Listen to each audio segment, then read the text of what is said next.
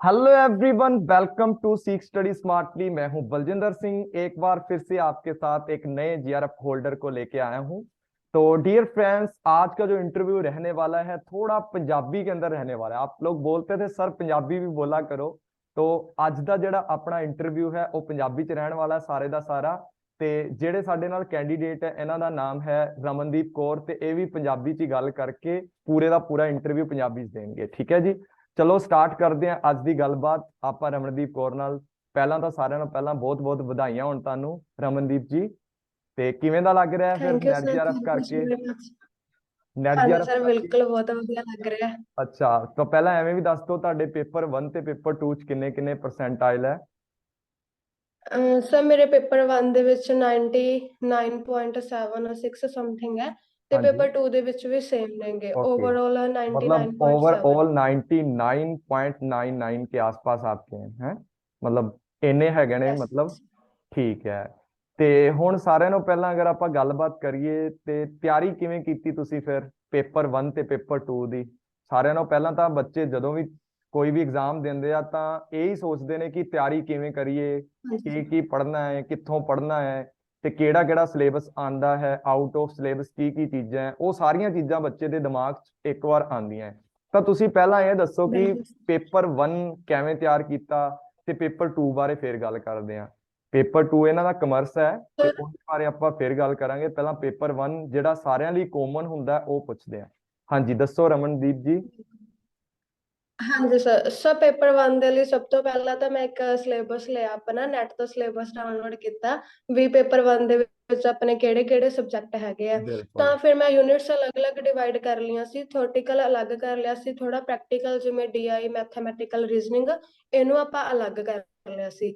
ਤਾਂ ਮੈਂ ਸਭ ਤੋਂ ਪਹਿਲਾਂ ਟੀਚਿੰਗ ਐਪਟੀਟਿਊਡ ਤੋਂ ਹੀ ਸਟਾਰਟ ਕੀਤਾ ਸੀ। ਤੋਂ ਜਦੋਂ ਮੈਂ ਦੇਖਿਆ ਸਟਾਰਟਿੰਗ 'ਚ ਮੈਂ 2 ਬੁੱਕਸ ਲੈਤੀਆਂ ਸੀਗੀਆਂ, ਤਾਂ ਉਹਨਾਂ ਚੋਂ ਪੜ੍ਹਨਾ ਸਟਾਰਟ ਕੀਤਾ। ਫਿਰ ਮੈਨੂੰ ਥੋੜਾ ਐ ਜੇ ਵਧੀਆ ਜਿਹਾ ਨਹੀਂ ਲੱਗਿਆ ਹੈਗਾ, ਮੈਂ ਬੁੱਕਸ ਪੜ੍ਹਨਾ ਮੈਨੂੰ ਠੀਕ ਜਿਹਾ ਨਹੀਂ ਲੱਗਿਆ ਕਿਉਂਕਿ ਕੁਝ ਸਮਝ ਹੀ ਨਹੀਂ ਆਉਂਦੀ ਸੀ ਉਹਦੇ ਚੋਂ।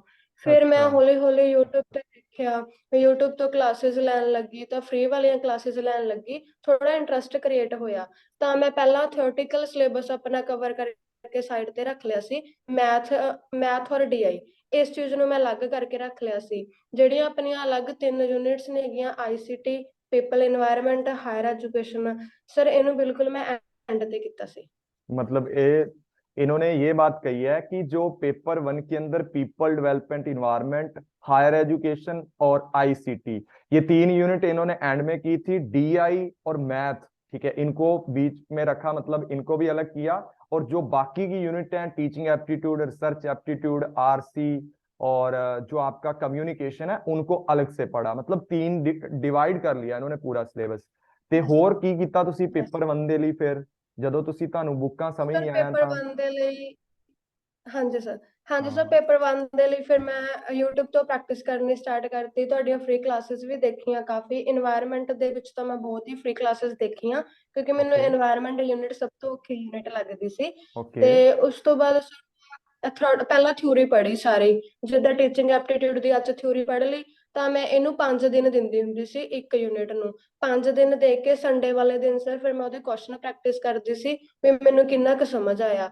ਤਾਂ ਕੁਐਸਚਨ ਪ੍ਰੀਵੀਅਸ ਈਅਰ ਕੁਐਸਚਨ ਵੀ ਲੈਂਦੀ ਸੀ, ਐਕਸਪੈਕਟਡ ਕੁਐਸਚਨ ਵੀ ਲੈ ਲੈਂਦੀ ਸੀ। ਤਾਂ ਮੈਂ ओके। ਇੱਕ ਹਫਤੇ ਦੇ ਇੱਕ ਯੂਨਿਟ ਨੂੰ ਪੈਕਅਪ ਕਰਕੇ ਸਾਈਡ ਤੇ ਰੱਖ ਦਿੰਦੀ ਸੀ ਵੀ ਮੇਰੀ ਹੋ ਗਈ। मतलब एक वीक के अंदर एक यूनिट ये पूरी करते थे? मतलब एक मतलब मंथ के अंदर अगर मैं बोलूं तो 7 चौका 28 होते हैं, तो 4 यूनिट ये कवर कर जाते थे एक मंथ के अंदर, इन्होंने ऐसा बोला है। ओके। ਤੇ ਫਿਰ ਉਸ ਤੋਂ ਬਾਅਦ ਤੁਸੀਂ ਪੇਪਰ 2 ਦੇ ਵੱਲ ਆਪਾਂ ਚੱਲਦੇ ਹਾਂ। ਪੇਪਰ 2 ਕਮਰਸ ਹੈ ਤੁਹਾਡਾ, ਤਾਂ ਪੇਪਰ 2 ਕਮਰਸ ਤਾਂ ਬਹੁਤ ਹੀ ਜ਼ਿਆਦਾ ਵਾਸਟ ਸਿਲੇਬਸ ਹੈ ਬੱਚੇ ਅਗਰ ਦੇਖਣ ਤਾਂ ਫਿਰ ਉਹਨੂੰ ਕਿਵੇਂ ਮੈਨੇਜ ਕੀਤਾ ਤੁਸੀਂ ਪੇਪਰ 2 ਨੂੰ? ਸਰ ਉਹਨੂੰ ਵੀ ਸੇਮ ਏਦਾਂ ਦੇਖਿਆ ਸੀਗਾ ਵੀ ਜਿਹੜੇ ਸਬਜੈਕਟ ਮੈਨੂੰ ਬੀਕਾਮ ਤੇ ਐਮਕਾਮ ਦੇ ਵਿੱਚ ਵਧੀਆ ਆਉਂਦੇ ਸੀ, ਜਿੱਦਾਂ ਬਿਜ਼ਨਸ ਮੈਨੇਜਮੈਂਟ ਹੋ ਗਿਆ, ਮਾਰਕੀਟਿੰਗ ਮੈਨੇਜਮੈਂਟ ਹੋ ਗਿਆ, ਬੈਂਕਿੰਗ ਤੇ ਇੰਸ਼ੋਰੈਂਸ, ਇਹ ਮੇਰੇ ਥੋੜਾ ਪਹਿਲਾਂ ਵਧੀਆ ਕੀਤੇ ਹੋਏ ਸੀ। हाँ, मतलब ਤਾਂ ਇਹਨੂੰ ਮੈਂ थ्योरेटिकल में ਅਲੱਗ ज्यादा पकड़ थी आपकी, थ्योरेटिकल ਤੁਹਾਨੂੰ ਵਧੀਆ ਆਂਦਾ ਸੀਗਾ। हाँ जी सर बिल्कुल। तो हम्म। थ्योरी वाले सब्जेक्ट मैं अलग कर ਲਏ ਸੀ। ਅਕਾਊਂਟਸ ਹੋ ਗਿਆ, ਫਾਈਨਾਂਸ ਹੋ ਗਿਆ, ਹਨਾ। ਇਹ ਦੋ ਸਬਜੈਕਟ ਮੈਂ ਇੱਕ ਸਾਈਡ ਤੇ ਕਰਤੇ ਸੀ। ਤਾਂ ਸਭ ਤੋਂ ਪਹਿਲਾਂ ਮੈਂ ਥਿਊਰੀ ਵਾਲੀਆਂ ਯੂਨਿਟਸ ਕਵਰ ਕੀਤੀਆਂ। ਥਿਊਰੀ ਓਕੇ ਵਾਲੀਆਂ ਯੂਨਿਟਸ ਏਦਾਂ ਸਰ ਕੁਝ ਚੀਜ਼ਾਂ ਆਪਾਂ ਨੂੰ ਨਹੀਂ ਸਮਝ ਆਉਂਦੀਆਂ ਤਾਂ ਮੈਂ ਬੁੱਕਸ ਪ੍ਰੈਫਰ ਕੀਤੀਆਂ ਸੀ ਆਪਣੀਆਂ ਐਮਕॉम ਵਾਲੀਆਂ। ਤਾਂ ਓਕੇ ਕੁਝ ਵੀ ਹੁੰਦਾ ਸੀਗਾ ਡੀਪ ਪੜ੍ਹਨਾ ਸੀ ਤਾਂ ਮੈਂ ਐਮਕॉम ਵਾਲੀ ਬੁੱਕ ਲੈਂਦੀ ਸੀ ਤਾਂ ਓਕੇ ਉਹਦੇ ਤੋਂ ਸਮਝ ਲੈਂਦੀ ਸੀ। ਓਕੇ, ਕੋਈ ਵੀ ਇਹ ਵੀ ਸਰ ਮਤਲਬ ਏਦਾਂ ਹੀ ਕਿਸੇ ਵੀ ਤਰ੍ਹਾਂ ਦੀ ਤਿੰਨ ਤੁਹਾਨੂੰ ਪਾਰਟਸ ਚ ਪ੍ਰੋਬਲਮ ਆਂਦੀ ਡਿਵਾਈਡ ਤਾਂ ਕੀਤਾ ਤੁਸੀਂ ਸੀ। ਐਮਕॉम ਚ ਜਿਹੜੀਆਂ ਬੁੱਕਾਂ ਆਪਾਂ ਐਮਕॉम ਲਈ ਯੂਜ਼ ਹਾਂਜੀ ਕਰਦੇ ਆ ਉਹੀ ਸਾਰੀਆਂ ਬੁੱਕਾਂ ਚੋਂ ਤੁਸੀਂ ਪੜ੍ਹਿਆ ਹੈ, ਮਤਲਬ ਪੂਰੇ ਦਾ ਪੂਰਾ ਸਿਸਟਮ ਹੈ। ਬਿਲਕੁਲ ਓਕੇ। ਤੇ ਹਾਂਜੀ ਫਿਰ ਅਗਰ ਬਹੁਤ ਸਾਰੇ ਬੱਚਿਆਂ ਦਾ ਇਹੀ ਕੁਐਸਚਨ ਹੁੰਦਾ ਹੈ ਕਿ ਸਰ ਪੇਪਰ 1 ਨੂੰ ਕਿੰਨਾ ਟਾਈਮ ਦੇਈਏ, ਪੇਪਰ 2 ਨੂੰ ਕਿੰਨਾ ਟਾਈਮ ਦੇਈਏ, ਤਾਂ ਤੁਸੀਂ ਦੱਸੋ ਕਿ ਪੇਪਰ 1 ਤੇ ਪੇਪਰ 2 ਨੂੰ ਕਿਵੇਂ ਕਿਵੇਂ ਮੈਨੇਜ ਕਰਕੇ ਚੱਲਦੇ ਸੀ? ਕਿਉਂਕਿ ਅਗਰ ਪੇਪਰ, ਕੱਲ ਮੈਂ ਇੱਕ ਇੰਟਰਵਿਊ ਕੀਤਾ ਉਹਦੇ ਚ ਬੱਚੇ ਨੇ ਦੱਸਿਆ ਕਿ ਪੇਪਰ 1 ਤੇ ਪੇਪਰ 2 ਸਰ ਦੋਨੋਂ ਇਕੁਅਲ ਇੰਪੋਰਟੈਂਸ ਦੇਣੀ ਪੈਂਦੀ ਹੈ, ਕਿਉਂਕਿ ਇਹਨਾਂ ਦੋਨਾਂ ਬਿਲਕੁਲ ਕਰਕੇ ਹੀ ਆਪਾਂ ਪੇਪਰ ਪਾਸ ਕਰਨਾ ਹੈ। ਤੇ ਮੈਨੂੰ ਐਂ ਦੱਸੋ ਕਿ ਤੁਸੀਂ ਹਾਂਜੀ ਪੇਪਰ 1 ਕਿੰਨੀ ਮਿਹਨਤ ਕੀਤੀ, ਪੇਪਰ 2 ਚ ਕਿੰਨੀ ਮਿਹਨਤ ਕੀਤੀ, ਕਿੰਨਾ ਕਿੰਨਾ ਟਾਈਮ ਦਿੱਤਾ ਤੁਸੀਂ? ਸਪੈਸੀਫਿਕ ਅਗਰ ਮੈਂ ਪੁੱਛਾਂ, ਪੇਪਰ 1 ਨੂੰ ਕਿੰਨਾ ਟਾਈਮ ਦਿੱਤਾ ਤੇ ਪੇਪਰ 2 ਨੂੰ ਕਿੰਨਾ ਟਾਈਮ ਦਿੱਤਾ ਹੈ? ਬਿਲਕੁਲ ਸਰ। ਸਰ ਮੇਰਾ ਏਦਾਂ ਹੁੰਦਾ ਸੀਗਾ ਵੀ ਸਵੇਰ ਤੇ ਸ਼ਾਮ ਦੀ ਸਲੋਟ ਹੁੰਦੀ ਸੀ ਵੀ ਸਵੇਰ ਮੈਂ ਪੜ੍ਹਦੀ ਹੁੰਦੀ ਸੀ ਪੇਪਰ 1। ਪੇਪਰ 1 ਦਾ ਸਵੇਰ ਕਰਕੇ ਖਤਮ ਕਰ ਦਿੰਦੀ ਸੀ। ਜਿਵੇਂ 1 ਘੰਟਾ ਮੈਂ ਇਹ ਦੇਖਣਾ ਵੀ ਜਿੱਦਾਂ ਹੁਣ ਅੱਜ ਟੀਚਿੰਗ ਐਪਟੀਟਿਊਡ ਦਾ ਡਿਵਾਈਡ ਕਰ ਲੈਣਾ ਵੀ ਅੱਜ ਜਿਵੇਂ ਲਰਨਰ ਦੀਆਂ ਕਰੈਕਟਰਿਸਟਿਕਸ ਤੱਕ ਪੜਾਂਗੇ ਜਾਂ ਬਲੂਮ ਦੀ ਟੈਕਸੋਨੋਮੀ ਤੱਕ ਪੜ੍ਹਨਾ ਤਾਂ ਉਹਨੂੰ ਵੀ ਮੈਂ ਇੱਕ ਚੈਪਟਰ ਨੂੰ ਡਿਵਾਈਡ ਕਰ ਲੈਂਦੀ ਸੀ ਵੀ ਅੱਜ ਇਹ ਘੰਟੇ ਦੇ ਵਿੱਚ ਮੈਂ ਇਹ ਪੜ੍ਹਨਾ। ਤੇ ਬਸ ਟਾਰਗੇਟ ਹੁੰਦੇ ਸੀ ਸਰ ਡੇਲੀ ਸਵੇਰ ਉੱਠ ਕੇ ਵੀ ਏਦਾਂ ਅੱਜ ਆਪਾਂ ਟਾਰਗੇਟ ਪੂਰਾ ਕਰਕੇ ਸੋਣਾ ਹੈ। ਤਾਂ ਉਹ ਟਾਈਮ ਸਰ ਜ਼ਰੂਰੀ ਨਹੀਂ ਹੈਗਾ, ਹੋ ਸਕਦਾ ਕੁਝ ਟਾਰਗੇਟ ਆਪਣੇ ਪਹਿਲਾਂ ਵੀ ਪੂਰੇ ਹੋ ਜਾਣ।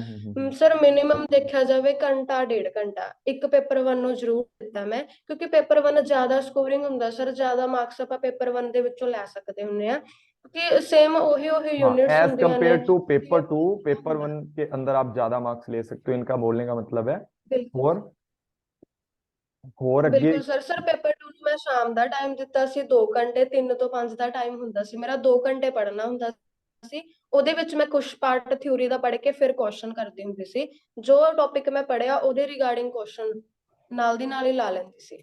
ਓਕੇ, 2 ਘੰਟੇ ਮਤਲਬ ਸਵੇਰ ਸਰ, ਤੁਸੀਂ 2 ਐਵੇਂ ਘੰਟੇ ਕਰਦੇ ਸ਼ਾਮ। ਸੀਗੇ, ਪੇਪਰ 1 ਵੀ ਪੜਿਆ ਤਾਂ ਉਹਦੇ ਵੀ ਕੁਐਸਚਨ ਨਾਲ ਦੀ ਨਾਲ ਲਾ ਲਏ, ਪੇਪਰ 2 ਪੜਿਆ ਉਹਦਾ ਕੋਈ ਹਾਂਜੀ ਟੌਪਿਕ ਪੜਿਆ ਉਹਦੇ ਰਿਲੇਟਡ ਜਿੰਨੇ ਕੁਐਸਚਨ ਹੈ ਉਹ ਲਗਾ ਲਏ। ਤੁਸੀਂ ਮਤਲਬ ਹੋਰ ਵੀ ਕੁਐਸਚਨ ਹਾਂਜੀ ਕਰਦੇ ਸੀ ਜਾਂ ਉਸੇ ਟੌਪਿਕ ਰਿਲੇਟਡ ਕੁਐਸਚਨ ਕਰਦੇ ਸੀ? ਸਰ ਮੈਂ ਟੌਪਿਕ ਦੇ ਰਿਲੇਟਡ ਚੈਪਟਰ ਦੇ ਰਿਲੇਟਡ ਕਰਦੀ ਸੀ, ਜਿੱਦਾਂ ਟੀਚਿੰਗ ਐਪਟੀਟਿਊਡ ਦੇ ਕੁਐਸਚਨ ਲੈ ਲਏ ਬਸ। ਉਹ ਟੀਚਿੰਗ ਐਪਟੀਟਿਊਡ ਦੇ ਕੁਐਸਚਨ ਜਿੱਦਾਂ ਹੁਣ ਮੇਰੀ ਇੱਕ ਯੂਨਿਟ 5 ਦਿਨ ਚੱਲਣੀ ਹੈ ਤਾਂ ਮੈਂ 5 ਹੂੰ। ਦਿਨ ਨਾਲ ਨਾਲ ਕੁਐਸਚਨ ਵੀ ਪ੍ਰੈਕਟਿਸ ਕਰਨੇ ਆ, ਨਾਲ ਨਾਲ ਮੈਂ ਟੌਪਿਕ ਵੀ ਪੜ੍ਹਨਾ ਹੈ। ओके ਇਹ ओके ਕੰਮ ਮੈਂ ओके ਦੋਨੇ ओके ਦੋਨੇ ਨਾਲ ਨਾਲ कर लेंदी सी। ओके। हाँ, बहुत ही बढ़िया गल है। मतलब इन्होंने ये बात बोली है कि पेपर 1 अगर करना है तो उसकी जो यूनिट चल रही है उसके क्वेश्चन जितने चैप्टर हो गए उनके क्वेश्चन साथ साथ प्रैक्टिस करने हैं डे बाय डे, और नाल दी नाल अगर हाँ पेपर जी सर। 2 चल रहा है तो वो भी वैसे करना है। अच्छा रमनदीप कौर जी, एक गल होर दसो ਤੁਸੀਂ ਕਿ ਕਿੰਨਾ ਕਿੰਨਾ ਮਤਲਬ ਦਿਨ ਤੱਕ ਤੁਸੀਂ ਮਤਲਬ ਸਾਰੀਆਂ ਯੂਨਿਟਾਂ ਨੂੰ ਰਿਵਾਈਜ਼ ਕਰਦੇ ਸੀ? ਕਿਉਂਕਿ ਅਗਰ ਤੁਸੀਂ ਐਵੇਂ ਮਤਲਬ ਕਿੰਨੇ ਦਿਨਾਂ 'ਚ ਤੁਸੀਂ ਆਪਣਾ ਟੋਟਲ ਪੇਪਰ 1 ਤੇ ਪੇਪਰ 2 ਕੰਪਲੀਟ ਕਰਕੇ ਤੇ ਉਹਨੂੰ ਦੁਬਾਰਾ ਰਿਵਾਈਜ਼ ਕਰ ਲਿਆ? ਸਰ ਮੈਨੂੰ ਏਦਾਂ ਹੁੰਦਾ ਸੀਗਾ 1 ਮੰਥ ਲੱਗਦਾ ਸੀ ਸਰ। ਪਹਿਲਾਂ ਤਾਂ ਥੋੜਾ ਟਾਈਮ ਜ਼ਿਆਦਾ ਲੱਗਦਾ ਸੀ। ਜਦੋਂ ਮੇਰੇ ਟੌਪਿਕ ਬਿਲਕੁਲ ਕਲੀਅਰ ਹੋ ਗਏ ਸੀ, ਇੱਕ ਵਾਰ ਮੈਂ ਸਾਰੇ ਦੀ ਰਿਵੀਜ਼ਨ ਲੈ ਲਈ ਸੀਗੀ, ਤਾਂ ਫਿਰ ਮੈਂ 1 ਦਿਨ ਦੇ ਵਿੱਚ ਇੱਕ ਯੂਨਿਟ ਵੀ ਕਵਰ ਕਰ ਲੈਂਦੀ ਸੀ। ਓਕੇ 1 ਦਿਨ ਦੇ ਵਿੱਚ ਪੇਪਰ 1, ਉਸ ਤੋਂ ਬਾਅਦ ਸ਼ਾਮ ਨੂੰ ਪੇਪਰ 2। ਓਕੇ, ਇਹ ਤੁਹਾਡਾ ਸੈਕਿੰਡ ਅਟੈਂਪਟ ਸੀ ਨਾ? ਹਾਂਜੀ ਸਰ ਬਿਲਕੁਲ। ਸਰ ਹਾਂਜੀ। ਪਹਿਲੇ ਅਟੈਂਪਟ ਦੇ ਵਿੱਚ ਮੇਰਾ ਨੈਟ ਹੋ ਗਿਆ ਸੀ। ਹਾਂ ਹਾਂ ਉਦੋਂ ਮੈਂ ਹਾਂ। ਸਿਰਫ 60-70% ਸਿਲੇਬਸ ਹੀ ਕਵਰ ਕੀਤਾ ਸੀ। ਓਕੇ ਜੋ ਮੈਂ ਪ੍ਰੈਕਟੀਕਲ ਯੂਨਿਟਸ ਗਈਆਂ ਸੀ ਉਹ ਮੈਂ ਛੱਡਤੀਆਂ ਸੀ। ਓਕੇ ਓਕੇ, ਅਗਰ ਓਵਰਆਲ ਦੇਖਿਆ ਜਾਏ ਤਾਂ ਪੇਪਰ 2 ਤੇ ਪੇਪਰ 1 ਦੋਨਾਂ ਨੂੰ ਤੁਸੀਂ ਕਿੰਨਾ ਟਾਈਮ ਦਿੱਤਾ ਕੰਬਾਈਨਡ ਕਰਕੇ? ਸਰ 4 ਤੋਂ 5 ਘੰਟੇ 1 ਦਿਨ ਦੇ ਵਿੱਚ। ਮਤਲਬ ਇੱਕ ਦਿਨ ਚ ਅਗਰ ਕੋਈ ਵੀ ਸਟੂਡੈਂਟ 4 ਤੋਂ 5 ਘੰਟੇ ਕੱਢ ਸਕਦਾ ਹੈ ਤਾਂ ਮਤਲਬ ਉਹ ਨੈਟ ਜੀਆਰਐਫ ਦੋਨੋਂ ਕਰ ਸਕਦਾ ਹੈ ਆਪਣੇ, ਠੀਕ ਹੈ। ਸਰ ਬਿਲਕੁਲ ਓਕੇ। ਕਰ ਸਕਦੇ। ਹੋਰ ਗੱਲ ਇਹ ਦੱਸੋ, ਮਤਲਬ ਕੋਈ ਸਪੈਸੀਫਿਕ ਯੂਨਿਟਾਂ ਜਿਹੜੀਆਂ ਤੁਹਾਨੂੰ ਹਾਰਡ ਲੱਗੀਆਂ ਹੋਣ, ਜ਼ਿਆਦਾ ਤੋਂ ਜ਼ਿਆਦਾ ਔਖੀਆਂ ਲੱਗੀਆਂ ਹੋਣ ਪੇਪਰ 1 ਦੇ ਵਿੱਚ, ਪੇਪਰ 2 ਚ, ਜਿਹੜੀਆਂ ਤੁਹਾਨੂੰ ਲੱਗਦਾ ਵੀ ਬਿਲਕੁਲ ਸਕੋਰਿੰਗ ਵੀ ਨੇ ਤੇ ਲੇਕਿਨ ਇਹ ਜ਼ਿਆਦਾ ਟਫ ਵੀ ਨੇ, ਉਹਨਾਂ ਬਾਰੇ ਦੱਸੋ ਥੋੜਾ। ਸਰ ਏਦਾਂ ਸੀਗਾ ਪੇਪਰ 1 ਦੇ ਵਿੱਚ, ਜਿੱਦਾਂ ਮੈਨੂੰ ਹਾਇਰ ਐਜੂਕੇਸ਼ਨ ਤੇ ਪੀਪਲ ਐਂਡ এনवायरमेंट ਇਹ ਜ਼ਿਆਦਾ ਹੀ ਟਫ ਲੱਗਦੀਆਂ ਸੀਗੀਆਂ, ਤਾਂ ਸਰ ਮੈਂ ਇਹਨਾਂ ਨੂੰ ਇੱਕ ਹਿਸਾਬ ਨਾਲ ਥੋੜਾ ਥੋੜਾ ਨਾ ਇੱਕ ਕਾਪੀ ਦੇ ਲਿਖਦੀ ਹੁੰਦੀ ਸੀ, ਸ਼ਾਰਟ ਡਾਇਰੀ ਲਗਾਈ ਹੋਈ ਸੀਗੀ। ਤਾਂ ਜਿਵੇਂ ਡੇਟਸ ਹੋ ਗਈਆਂ, ਜਿਵੇਂ ਇੱਥੋਂ ਚੱਲਿਆ ਚਾਰਟਰ ਐਕਟ ਤੋਂ ਚੱਲੀ ਹੈ ਗੱਲ, ਹਨਾ, ਨਿਊ ਐਜੂਕੇਸ਼ਨ ਪਾਲਿਸੀ ਤੱਕ ਚੱਲਦੀ ਹੈ, ਤਾਂ ਮੈਂ ਇੱਕ ਸੀਕੁਐਂਸ ਦੇ ਵਿੱਚ ਇੱਕ ਡਾਇਰੀ ਬਣਾਈ ਸੀ ਸਰ। ਜਿੱਦਾਂ ਛੋਟੇ ਛੋਟੇ ਕੰਸੈਪਟ ਹੈਗੇ ਆ, ਉਹ ਵੀ ਮੈਂ ਓਕੇ। ਡਾਇਰੀ ਤੇ ਲਿਖੇ ਸੀ। ਤਾਂ ਹਾਂਜੀ। ਫਿਰ ਮੈਂ ਰਾਤ ਨੂੰ ਸੌਣ ਤੋਂ ਪਹਿਲਾਂ ਇਹ ਰਿਵਾਈਜ਼ ਕਰਕੇ ਸੌਂਦੀ ਸੀ। ਓਕੇ ਇੱਕ ਵਾਰ ਸਾਰੀ ਡਾਇਰੀ ਦੇਖ ਕੇ ਸੋਣੀ ਵੀ ਅੱਜ ਮੈਂ ਕੀ ਲਿਖਿਆ ਜਾਂ ਕੱਲ ਕੀ ਲਿਖਿਆ। ਸਰ ਮੈਂ ਤੁਹਾਨੂੰ ਓਕੇ ਸ਼ੋਅ ਕਰ ਦਿੰਦੀ ਆ ਵੀ ਮੈਂ ਕਿੱਦਾਂ ਕੀਤਾ ਸੀ। ਓਕੇ ਓਕੇ ਓਕੇ ਜਿੱਦਾਂ ਓਕੇ ਸਰ ਦਿਖਾ ਅਗਰ ਦਿਓ, ਕੋਈ ਟੌਪ 7 ਸਟੂडेंट्स ਦੀ ਹੈਲਪ ਦੇ ਹੋ ਵਿੱਚ ਜਾਏਗੀ। ਰੈਂਕਿੰਗ ਆਈ ਹੈ। हाँ हाँ हाँ ਹਾਂਜੀ हाँ, ਸਰ, ਜਿੱਦਾਂ बिल्कुल। ਰੈਂਕਿੰਗ ਲਿਖੀ ਹੋਈ ਹੈ ਸਰ, ਏਦਾਂ हाँ हाँ, ਹਾਈਲਾਈਟ ਕਰਕੇ ਰੈਂਕਿੰਗ ਲਿਖੀ ਆ। ਹੁਣ बिल्कुल। ਰੈਂਕਿੰਗ ਆਪਾਂ ਨੂੰ ਏਦਾਂ ਯਾਦ ਨਹੀਂ ਰਹਿੰਦੀ ਹੈਗੀ, ਤਾਂ ਰੈਂਕਿੰਗ ਮੈਂ ਡੇਲੀ ਦੇਖ ਕੇ ਸੌਂਦੀ ਸੀ।